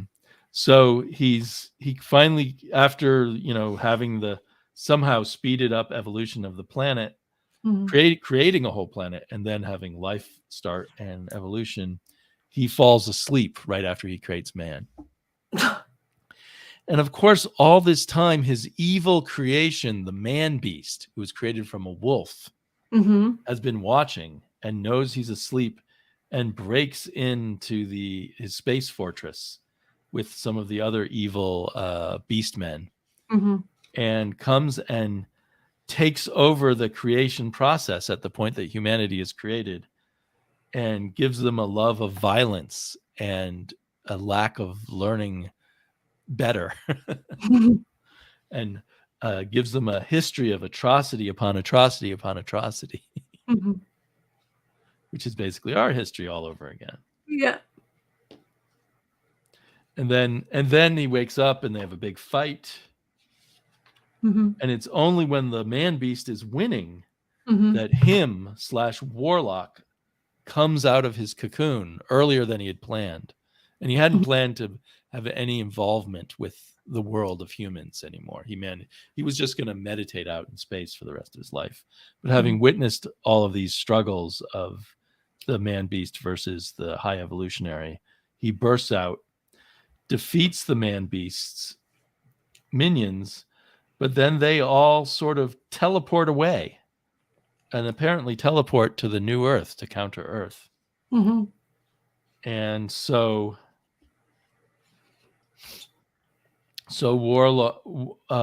Warlock, in the process, somehow he's seen that there's some good in humans. People always do that, right? They see there's some good in us. Not much, but just a little touch. Maybe. So he decides that rather than go off and on his own spiritual journey, he's going to go to counter Earth to fight the man beast and his ways on that Earth. And as a send-off gift, the high evolutionary gives him this gem, which later I think we'll learn is called the soul gem. And Warlock, under Jim Starlin, that becomes a big deal, the soul gem. So the story ends just with him being like a shooting star that's landing in the desert somewhere on counter Earth. Yeah. My mind must have been so blown by this as a kid.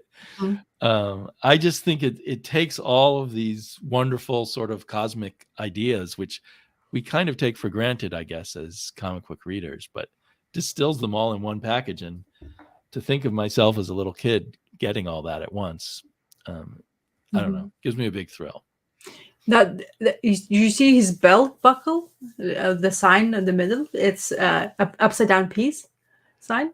Oh, I didn't notice that. Hey, very observant. Wow. There you go. Maybe that's why he is seeing good in everybody. It's funny, the wristband around your bicep Yeah. is not very practical. No. It seemed a popular thing in the 70s. Like a lot of characters in Conan stories would have it. Mm-hmm. I think it's supposed to make him look more groovy and with it and more like the young kids. Of course. Yeah, yeah. In that era, they would be appreciating the look. And although the Gil Kane art is masterful, on the cover I realized, wait a minute, his arms would go down to his knees. Mm-hmm. He's way out of proportion. But I guess proportions don't really matter. And the other thing is, this is filled with one of my favorite Gil Kane gimmicks, which I call the power glow. This kind of wavy stuff.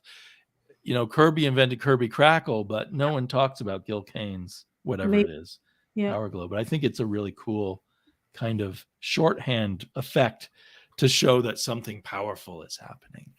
So his origin is in his own run of Power of the Warlock #1, yes? Or is it because this is Marvel premiere of this issue? This is his origin. They did 2 or 3 issues of Marvel premiere, and then they started up Warlock #1. Okay. Did I give you Warlock #1, I think? Yeah. I have and one. I gave it to you when I visited London, I think. Yeah. And I think I thought it had his origin, but I think this is his origin. Yeah. As Warlock. Because he really started in an issue of Thor, I guess. Or was it Fantastic Four? Fantastic Four, isn't it? Right. You're right. Fantastic Four. He was born in Fantastic Four, and then he had an encounter with Thor later. Yeah. Because that Cocoon appeared afterwards, like that's right. him, and nobody knew who he was apparently, but I've not fully read the whole story, which I would like to. It is a great cover, and I probably picked this cover up as a kid because it had Hulk and Thor. As well. Because in my very early days, I always chose the more superheroes on the cover, the better off I was. that was my thinking. Not these days anymore. You see a cover, it's not really what you actually see inside. Yeah. Kane double vouchered in the 1980s, so he got paid twice for every page he did. Wow. Was that when he got his divorce? I read somewhere he had a very expensive divorce. Wow. It comes around. There's an ongoing discussion about the jargon of word balloons or word bubbles, or thought bubbles. Yeah. So one of the last things. Okay. I've read or managed to read is I have some other Batman stuff I read, but it's too much Batman even for me to talk about, so I'm not going to mention those. You can read more Batman than you can talk about. Yeah, talk about it is way too much to bore you people with Batman once again. Anyway, so another surprise, just like rummage through comic boxes and finding. So Marvel 2-in-1, The Thing and the Macabre Man Thing. So issue number 77 on that. So wow. Yeah, I'm not really much aware of Man Thing as well, so there's another gap of my reading on Marvel stuff of the characters, because I am more in DC's Swamp Thing. There's not so much to know about the Man Thing as Swamp Thing. Yeah, I think. Because Man Thing is only what he absorbs the emotions and he reacts to them in order to like almost like a childlike, like it feels like more like childlike, like if you don't like where you are, you go at it to kind of and try to get away from it or defeat that thing. So it seems to be that. So I wasn't aware of that. He doesn't have much humanity left. He's just a shambling, almost thoughtless creature who responds to emotion, like you said. Yeah, exactly. So to my surprise, I'm not sure how much that is true, because have you read a lot of Sergeant Fury and Howling Commandos? Only a little bit, and a long time ago. Were you aware that Ben Grimm was kind of wanted to be part of the team? Now that you say that, I feel like I've heard references to Ben Grimm knowing Fury from the war, but I didn't know that he wanted to be part of the team. So this is the issue. We'll tell you that. But it actually comes into kind of his crazed mind. So let me say the story before what happens. So the swamp survives. I don't know why the name of that really is not that. So Tom DeFalco as a writer, Ron Wilson as a penciler, Chick Stone as the inker, and Higgins in letters. And editor is Jim Salicrup.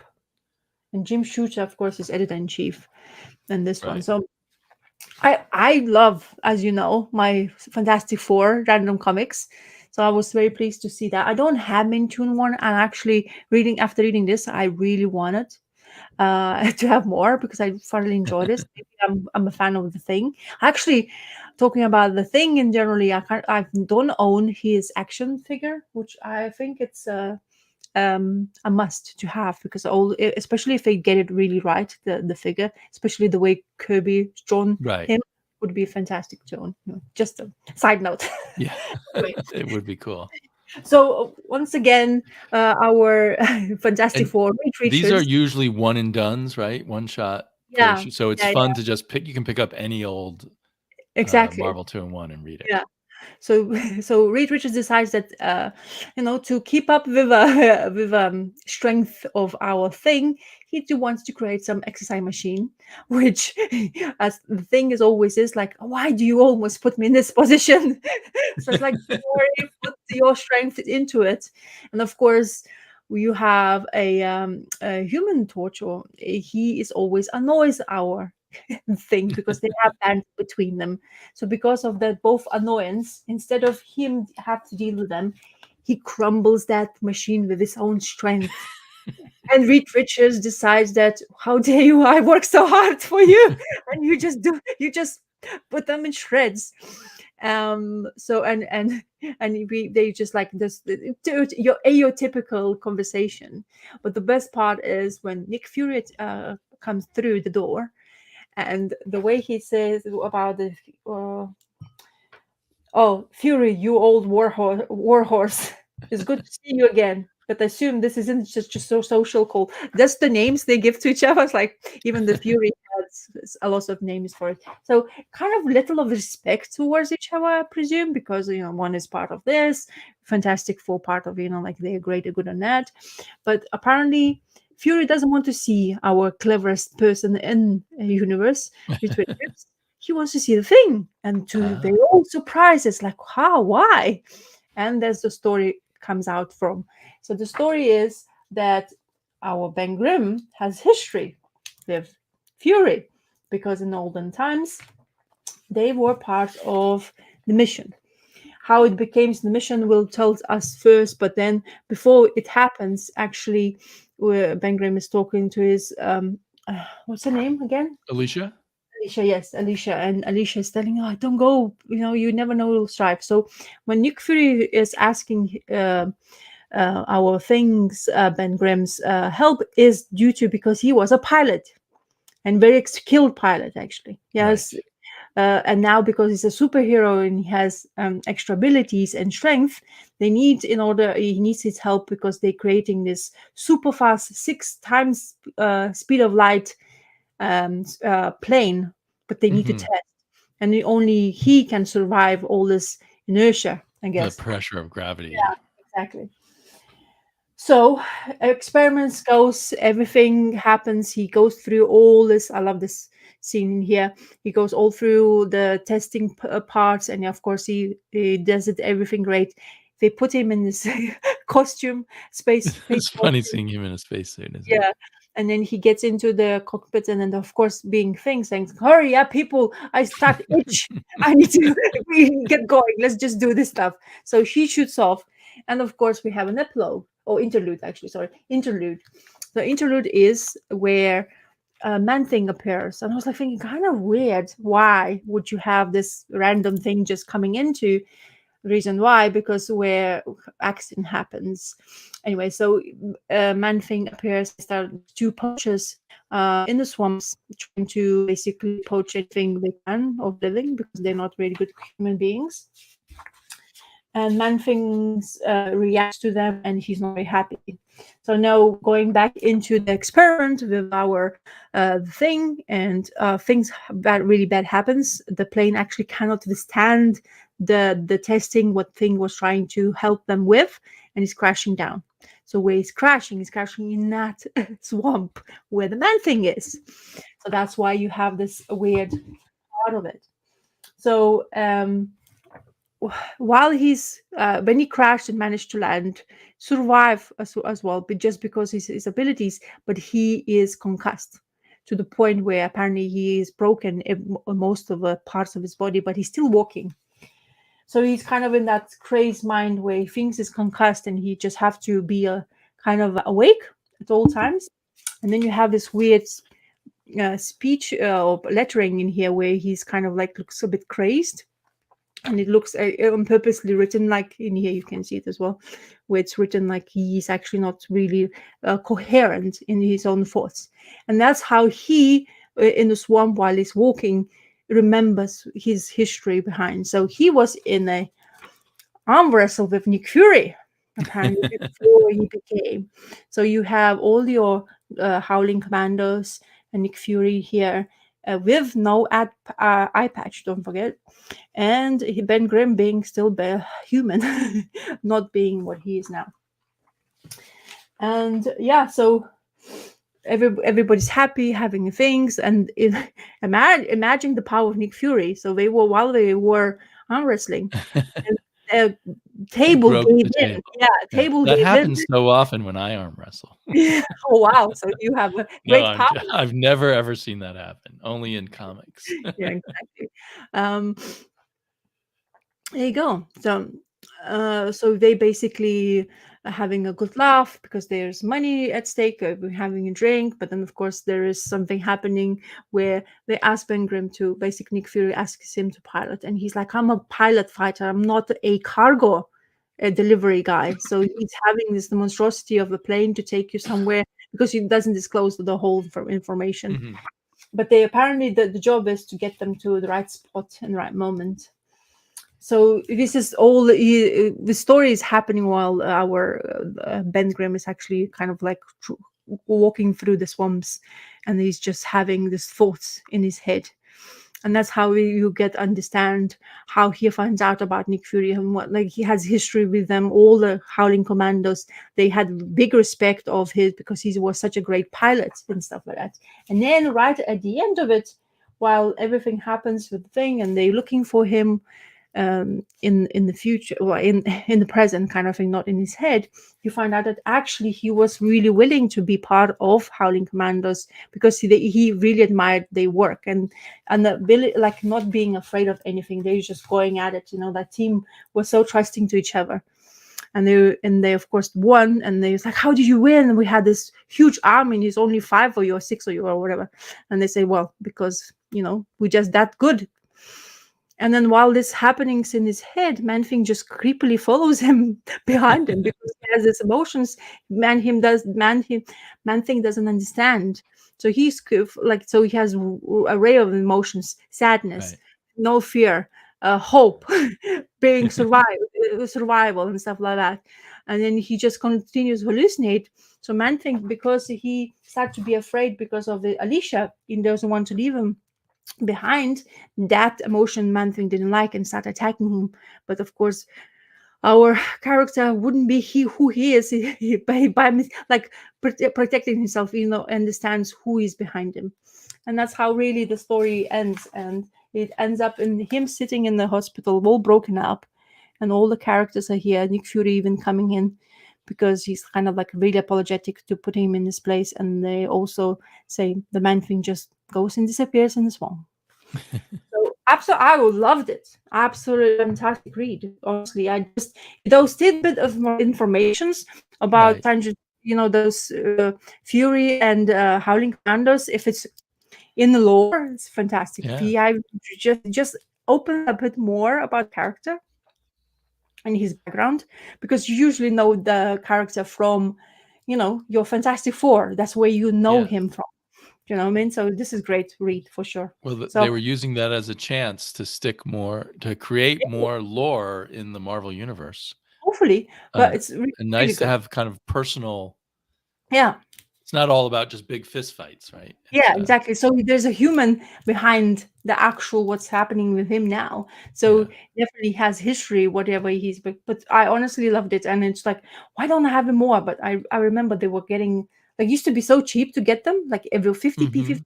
I remember those. that's where I got them at 50p buck or Yeah, 50 cent buck. and then there's those first appearances. You became a thing. So there's lots of things happening, and then. I guess you can still find it randomly if you look for it, but I'm probably gonna be more on the lookout now after reading this, because sometimes you don't realize what you have until you actually read it. So, and how much you enjoy it. Yeah. Sorry, I just got distracted for a second. Some child-related text came to me. It seems like the COVID rise in prices has affected even what you can find in a 50p or £1, $1 box anymore. Well, if you Costa, you find beauties. Well, DaCosta lives in the magic DaCosta world. Yeah, we have that shop. Everything's better in Canada. Yeah, and that the place you keep on talking about, the Magic Land. Right. What does he call it? I can't remember what he used to call it. Remember it as well. I wanted to. I thought I would say the word. I was like, "Hey, what is this?" The Warehouse of Happy. No, the Warehouse of Love. There you go. There you go. Yeah, and he and Constant Bromstar, I think, both went there. Yeah, exactly. So, which I haven't. Constant Bromstar Scott. I thought he started a new channel, but I thought I subscribed to it, but I haven't seen any more videos. Yeah, he did for a while and then disappears. He brings up more of his DVD or music stuff he's listening to. He's very into that stuff too. For sure. Well, why don't I do some just quickies before we go? Please. I'll add back in my overhead camera. So one thing I haven't really gotten very far into is this Tales of the Plague by Richard Corbin that I'd never heard of before. Oh, yes. Wow. I don't know if you've heard of it. No. Is this new print or is this just you found it? It's a 1986 print. Oh. And then I found out when I skipped to the end and read a little word balloon here. It's the very first comic he ever did. Oh, wow. Originally just 1,000 copies, or was it 100 copies? 1,000 copies were printed in 1968 or 1969. So this is what got him started. And so it's a 1980s style painting by Corbin on the cover. So I was a bit shocked at first how crude the art was inside, and how much it was all covered by lettering. So there was another guy, a friend of his, was writing a story, and so he illustrated it for him and turned it into kind of a comic book thing. It's about a witch hunter during the plague in Europe. Oh, wow. But I haven't read very far. As you can see, the amount of text is a bit overwhelming. Yeah, that's like overwhelming to almost like a reading. But once I found, my interest was more piqued once I found out it's his very, very first comic. So that makes it very interesting. So he must have right after this started working with the Underground Comics. So maybe I'll ask a question because I'm not aware. So Corbin's beginning, is he an artist first and then comic book artist after? Or yes. I think he may have tried to break into comics sometime. I mean, obviously his style in the 60s in particular must have really been odd. But it says here, this was Corbin's first attempt at a comic book, though the art is far from comic. Yeah. Corbin was 28 years old and still working at Calvin Productions. So I think he was an animator for like commercials and stuff. Oh, okay. And then he got into... So maybe he wasn't really good at the inks. That's will he's still working on his style and trying to decide how he wants things to look. Ink can be very harsh on your art if you... I mean, he did interesting ink later, but here he's like over obsessed with cross hatching, and I think he's trying to give it a medieval look. But anyway, it's his very first thing. For me, it doesn't look bad, but exactly. It's more the amount of text that at first kept me from diving in. Yeah. But now that I know it's his first one, I'm going to give it a good go. So that's on the docket. That's a little more comic crack-like than the rest of my stuff. Yes. I got this at the comic book store last week, and I read it. Oh yes. Our Love Mhm. from, I don't know, is it 72 or so? And it has a story by John Buscema and Stan Lee called Happy Endings Silver Age. Babe loves her love stories, and then with whoever. a teenage girl who Yeah. wants to be an actress so that she can meet a celebrity type of studly boy to date. But this less, he looks pretty studly to me, but this Yeah. less celebrity like guy who's Uh-huh. more boring is interested in her, and she Uh-huh. rejects him. Of But course. then, even though they have a kiss, Oh. but then she meets this more exciting guy, I Uh-huh. guess because his hair's slightly longer and he has a beard, and Yeah. he's an actor who she Wow. sees in a play. They start dating, and at the end, he rips off his beard and wig, and he's the boring guy that she didn't want. Mhm. Mhm. And then she learns better and has a happy ending. I think we're seeing Stan Lee's issues with women. He feels that they didn't appreciate all his good qualities when he Oh, was look at young. that! Looks like almost the actress, like the oh, what's her name? Oh no, I'm not gonna say it. I blanked the names of the actresses, of course. So anyway, because the one of the panels is I can see it reminds me of an actress, but I can't remember her name. So The rest of this one here, no, the top one, the second page, the top one, yeah, there, huh? yeah. I'm not sure. This one and so there's two more stories in here. They both are reprints from the 1950s, and they both turn out to be penciled and inked by Carmine Infantino. Oh, And wow. oh, sorry, no, I got it wrong. Oh, Vinnie Coletta. My brain went to an Italian name, but it's still good. It's still good when you sorry. collect. Vinnie Coletta, though, who's known to be the inker who ruined lots of people's artwork, Oh particularly Jack wow. Kirby's. But I think he was quite good at these romance comics. Mm. And there's no information that I could find on who wrote them. It could be Stan Lee again. Mm-hmm. But it's basically stories of teenage girls who learn better and learn to appreciate the guy who's deeper and more honest. So is it always the female-led kind of thing? Oh, she make a mistake and she goes for one guy and then Yes. she ends up in Yeah. another guy. Oh, I see. And they always learn better. They misunderstand the right guy.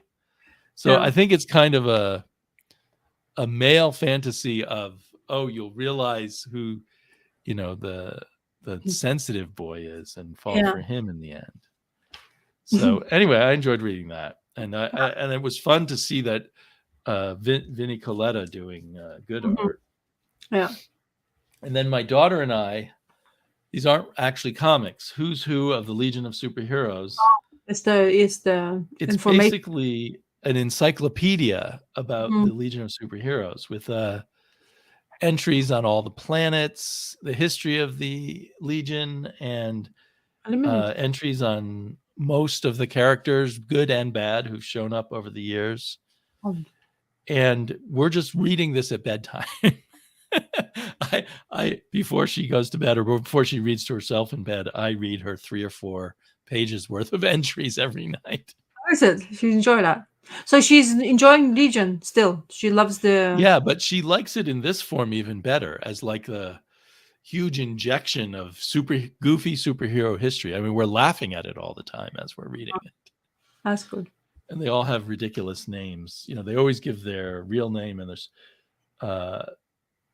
Tharok. This guy's name is Tharok. This guy's name is Nguyen Chen T. Oh my Anyway, so I'm spending a lot of time. They do have these really nice. God. There's 7 issues, and we're halfway through issue 3. So this Oh, is wow. issue 1 and issue 2. So you've got to be really obsessed by the Legion. Must have been really popular at this point. This is probably after the Great Darkness saga. Mm-hmm. It's 1988 is when these came out. Mm-hmm. And Mark Waid is the main guy working on it.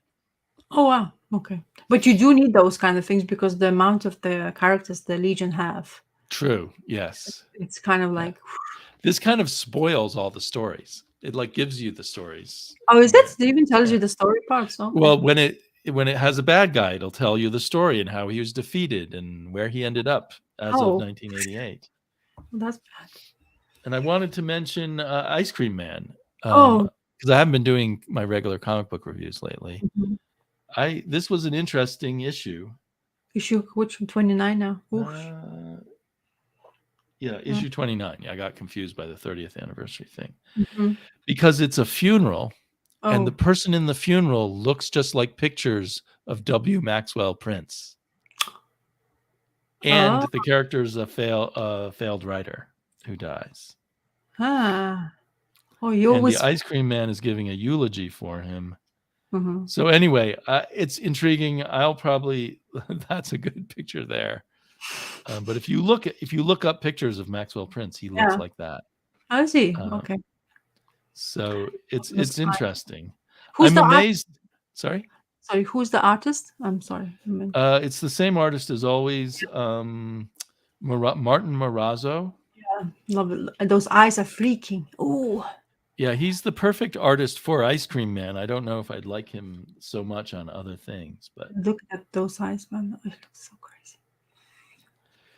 so another really interesting issue. I'm just amazed Ice Cream Man is still going. Pretty, Mm. it's more infrequent, but and I saw in previews that they were previewing issue 32 or so. Mhm. So there's more coming. Mhm. Like Chaos and Comics, Chris likes to tease me and other people, Mhm. I guess, about it being sort of a one-note series about how awful life is. And he's right, but I still find it an interesting note to explore the way they're exploring it. Yeah. They should become. Oh yeah. Oh look, it's dedicated to a peaceful memory of William M. Parson, who looks like the character. I think that's the name of the character. I've got a. Is that a real person or is that? Oh, maybe I thought that was I a real think it's person. this guy here. I think it's the Yeah. same guy. Yeah. Is that We're a just real playing person? with our mind. Oh, okay. Oh, issue 30 going to have rats in a maze or mice in a maze. Oh. Anyway, just thought I'd mention that. I thought it was interesting especially once I realized it looked just like the writer and the character was supposed to be a writer. They should be coming out with the hardcover. And I don't know Right, when. and you'll finally get to read it. Yeah. So I've been waiting for that hardcover for a while now. Oh, Jared makes a good point. Horror is a one-note genre. Mhm. You could argue that, I guess, but I can. Hmm. Francis read the first dozen issues of Ice Cream Man and really enjoyed them. Should he get back into it? I'd say yes. I really enjoy them. Mhm. And of course, there hasn't been much progress in any actual overarching plot, so you could just jump back in, I think. And Francis says, I've been looking at some pre-code romance comics. Persuade me not to get them, please. My comic shop owner collects pre-code romance. That's the main thing he collects. But I don't know if I've read much of it. I don't know if that Vinnie Coletta thing was pre-code or it might have been after the code was started. I'm not sure. So I think I showed the first issue of Step by Bloody Step. I don't know if I've seen it. Maybe I It's didn't. it's a comic written by Cy Spurrier and Oh yeah, you did show the issue number 1, I think for art sure. by Mateus Barga and colors by Matthias Lopez. Mateus and Matthias. If I'm pronouncing those right. So it's 100% silent, except we get kind of alien dialogue every now and then. Oh wow, really? And it's good, but there's struggles. Like there's this page I figured out much later after reading the whole issue. This guy is being forced by some noble to pretend to be someone being friendly and have a long chat with our heroine who's being protected by this giant creature or a robot, either armored creature or a robot. And this nobleman is all behind all this. Well, I guess I shouldn't spoil it. But anyway, it was a lot of work to figure out what was going on, and I had to go back. So I think there's a certain flaw, at least in the way they're doing this in their silent comic. I think they should think even harder about how they're giving information out. Mm-hmm. And part of the problem may be that it's a silent comic done by a writer and an artist. So the writer and artist have to be communicating perfectly to Exactly. communicate the story. But it's beautiful. This artist is incredible. Sometimes the colors are a little on the dark side, but Mm-hmm. Oh, that's nice. You. but basically this nobleman is pulling off a con with the young girl and her giant armored protector. But I didn't catch all of that, and I had to go back and really, really tease my way through it. Mm-hmm. So I'm basically saying I recommend this if you're willing to be a little frustrated and flip back and forth a number of times to figure out the whole story, which does seem to me, I mean, it's a flawed comic because of that, but an interestingly flawed comic. Mm-hmm. And also you have to be into fantasy. Yeah, I like fantasy. Is it ongoing, or is it just kind of 5 issues? I think it's going to be 5 or 6 issues. I saw somewhere, but I don't know where I saw it. Mm-hmm. There's a lot of extra art at the back. I forgot about that. Yeah. Yeah, so it should be done pretty soon and hopefully out in a hardback, but I don't know. Oh. And then a really fun, goofy thing. I don't know if you follow this artist on Twitter that I do, Robert Ahmed. But somehow I ended up following him on Twitter, and he's gone from I think amateur artist to the edges of the pro artist world. So this is a comic from Source Point Press. I bought a picture from him I showed a long time ago of the spirit in a video. So he has watercolored this himself, and it's a humorous outer space comic about a galaxy where everybody and everything comes in twos. And so everyone wants to know, and if your twin dies, you die, except this one girl. And so everyone wants to know how she didn't die. Because obviously if you have to worry about your twin dying and you not living. And there's just all kinds of goofy things like these they're called space dinosaurs. And one of them gets pregnant and she has to deliver one space dinosaur's baby. So it's just a lively, fun, kind of goofy story, which tickled my funny bone a bit. And I really enjoyed this art, which is a little different. There's a little bit of Darwin Cook in here, a little bit of other things. I feel like I hope Robert Ahmed really gets more jobs in professional comics. It's refreshing kind of to have this different style. Yeah. Everybody. I mean, there are other artists in a similar vein, sort of the children of Darwin Cook, I think of them. But he's a strong up-and-comer in my mind. Yeah, very good. So, Source Point Press, not very. Source Point Press, yeah, they seem to be having more comics out lately that I've noticed before, or maybe they're getting into the shops more. I don't know anything about their backdrop. It doesn't even say what country they're probably U.S., but printed in Canada, but that doesn't tell me anything. They print a lot of comics in Canada. Yeah.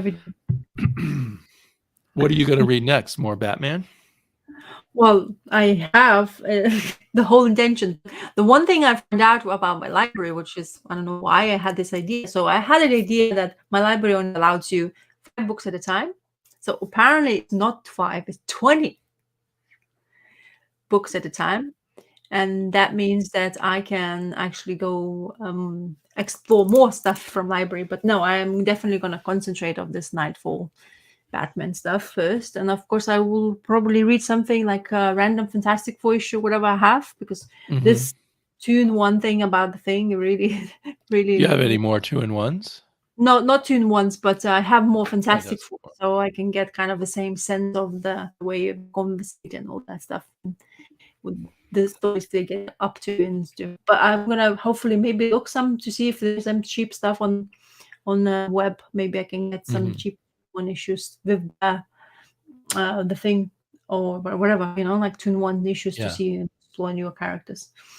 But I'm looking forward to see what my comic book guy is gonna send me for the free comic stuff, because I wanted to kind of. I actually even asked him to send as quick as possible, because then I don't have to wait too long. Because free comic book day stuff is like, I want to find out and read about them as quick as I can, because I'm curious.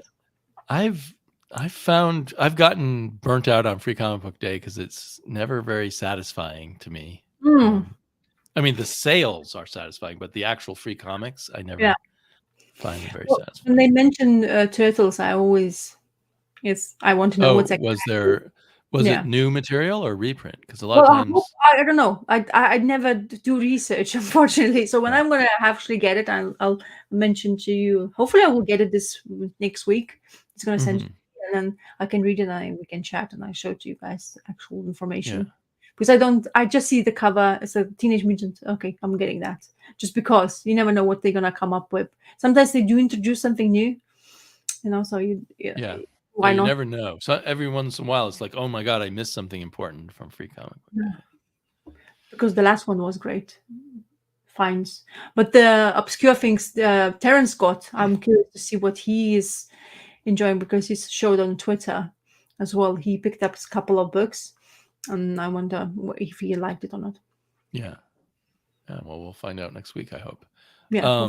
Scott says horror movies use ascending and descending scales every time someone goes up and down stairs, so they have lots of notes. And Jared, of course, always has interesting information of the history of things. In the early 2000s, Marvel destroyed the archive of their photostats and film of their 1950s romance comics without scanning them, so they could never be reprinted. What? Wow. Well, now I'm glad that they were reprinted in that 1970s comic, at least, in the Our Love. Well, that makes it more interesting to dig through and find these old love comics. And the price That seems very short-sighted of Marvel in the 2000s. Oh well. Yeah. I guess it costs money to store everything. And it costs money to hire someone to do the scanning. The turtles, the cost of saying is usually reprint. It's fine. And I don't mind it. I can have an extra turtle for me in my collection. I don't mind that all that. But yeah, they hasn't been lately very kind of entertaining free comic book day things for sure. Yeah, to me, the excitement, like with Surly Tim, is the sales, because 50% off all the back issues in my comic shop made me want to really dig in. Oh yeah, I wish I had a comic book shop close by, but I wish you did too. Yeah. No, I'm actually okay, to be honest. I just realized that you save money from exactly. Yeah, I walk by comic book shops every day. It's hard not to go in every time. Well, I would, I probably would say, what do they have this day? Ooh, something maybe new, especially if you're in back issues, because people tend to bring their collections, and there's always something new to explore. It's like, oh, that's just more temptations. And so Andrew just got a few, not a lot caught his interest. Miss So's was underwhelmed by the solicits. And she only got a couple. Oh, sorry, Frances O'Reilly was underwhelmed by the solicits, and Miss So got a couple, but not much that interested her. DeCasas says, Rasa, I picked up last week's comics, and I got the turtle issue that debuts Frankenstein Turtle. Yeah, I was talking about that, and on one of Is that a real thing, Frankenstein Turtle, or is he joking? No, it's actually it's true. They're gonna make up one. Oh, there's a scene. It's a spoiler alert. But there's a scene of the female turtle who is basically dismantled and flying like a rag doll, and she is kind of like put together. So, yeah. Oh, good. Yeah, it's always good to dismantle the females and put them back together. But that's if they keep on. To be honest, new turtles comes up and they're usually more like that now, females. So, which is great. I think it's, but I think it's.